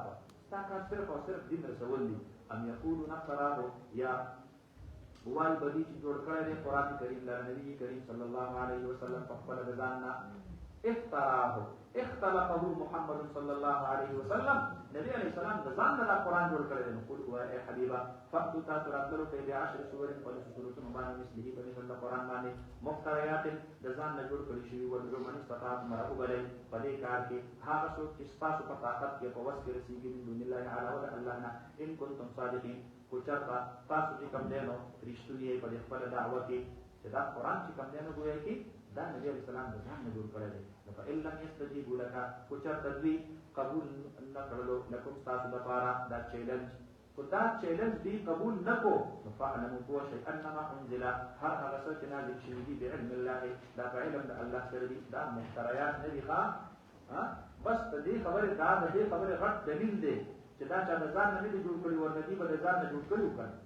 دې کو تاسو نه غټ کو صحابه ولاغان نو دې به جوړ کړی وای او چې دې جوړ نه کړل شو پته ولګي چې دا د ځان نبی عليه السلام نه جوړ کړي دا الله د طرف نه دی او الله اله الا هو مشتري معبود بالحق مگر هغه یو ذات فعل انت مسلمون آیه تاسو اطاعت کوونکی من كان يريد الحياه الدنيا وزينتها نوفي اليهم اعمالهم فيها وهم فيها لا يبخسون هغه څوک چې هغه اراده لري د ژوند د دنیا او د خایس د دې نوفي اليهم اعمالهم پورا بګور کومګه هویتا اعمالهم ای جزاء اعمالهم توفي چاته ویل کی الله يتوفى الانفس التوفي ویل کی پورا ورکول څه تاسو په څه خبره باندې توفي چاته ویل کی پورا ورکول څه نوفي اليهم اعمالهم پورا بګور کومګه دي عملونه د دې په عملونو کې بکټ کوټ نه کیږي ښا یا نوفي اليهم جزاء اعمالهم پورا باور کومګه دي تا بدل د اعمال د دې فيها وهم فيها لا يبخسون په دې دنیا کې وهم فيها لا يبخسون او دیبا په دې دنیا کې لا يبخسون د دې نه به هیڅ کم نه کړل شي دې ته په دنیا کې هم د اعمالو د هغه سره چې کم نه دابا ورته ملایوي تاسو په خبره باندې شاباش اولئك الذين ليس لهم في الاخره الا النار نو الله رب العالمین فرمایي چې څوک د ژوند د دنیا چې کوم دی نو ګویا کې ده هغي اراده لري په خپل عمل کې نو ما ته وګوره عمل صالح کوي خو نیت به خراب نیت به سوي دا خراب وي د نیت په ریا وي د نیت په سمعت وي د نیت په فخر او غرور وي نو حدیث مبارک کې راځي شدید برا واستلی شي نو الله ورته یې څه دی راوړي الله خپل نفس مستاد دې قربان کړي دی الله ورته فرمایي ما تاسو د دې لپاره دا جهاد کو چې خلق راته تکړه او باتور راته وي وقت قیل لك تاسو ویل شي دي ځا جهنم ته نو سخی برا واستلی شي نو هغه ته هم دغه شانتي ویل شي نو هغه ورته ویل الله دې ما مستاد الله کې لګول الله ورته فرمایي تاسو دې لپاره ویلو چې خلق راته سخی وایي او هغه ته ویل شي دي نیت خراب وو ز جهنم ته عالم برا واستلی شي نو هغه ورته الله تعالی دین علم حاصل کړو نو الله ورته فرمایي دا په دې لپاره حاصل کړو چې خلق ماته په درون نظر باندې وګوري او خلق زمانه متاثر شي او خلق ماته چې کوم نه ډېر غټ عالم او ډېر غټ نسبت راته وکړي وقت قیل لك او دا تاسو ویل شي دي نو بس د جهنم ته خپل مقصود چې کوم نه حاصل کړي الله رب العالمین موږ او تاسو په حفاظت را نصیب الله دې موږ نیتونه خالص کړي فرمایي من كان يريد الحياه الدنيا هغه څوک چې هغه غواړي ژوند د دنیا په خپل عمل سره وزینته او ښایسته هغې نو وفي الیهم اعمالهم نو پوره پوره به ورکړو موږ هغوی ته اعمالهم هغه اعمال د دوی بس دا دوی ته په دنیا کې چې کوم نه فیها په دنیا کې هغه مقصود به د دوی ټیک ته حاصل شي چې دا کوم دنیوي مقصد دپاره یې دا نیکي کړې ده وهم فیها لا یبخسون او دوی ته په دې کې هیڅ قسم څه کمود دا به پکې نه کېږي خو اولئک الذین لیس لهم فی الآخرة دا هغه خلک دی چې نشته د دوی لپاره په آخرت کې الا النار مګر اور وحبط ما صنعوا فيها وضایع بشي هغه څه چې دوی کړي په دې دنیا کې ما صنعوا فيها ما کسبوا فيها دوی چې په دنیا کې څه کړي په آخرت کې به ټول په ټوله ضایع شي هغه اعمال صالحه وباطل ما كانوا يعملون او ضایع بشي باطل بشي او خراب بشي هغه څه کانو چې دوی عملونه دي عمل کولو نو بس دا چې کوم نه وایي چې د دنیا لپاره دوی کړي او په دنیا کې د دوی نه شو دا تر نه پاتې شو شاباس بس نه الله مولانا العظيم وصدق رسوله النبي الكريم ونحن على ذلك من الشاهدين والشاكرين والحمد لله رب العالمين دعاء الحمد لله رب العالمين والشاكرين والصلاة والسلام على سيدنا المرسلين وعلى آله وصحبه أجمعين الله رب العالمين الله رب العالمين ذو حاجات كبر الله رب العالمين أقول حقيقة الله الكريم زمن توسل تقوى الله رب العالمين القرآن والوصف نسبه إلى البر وشفته وبعلم الله تعالى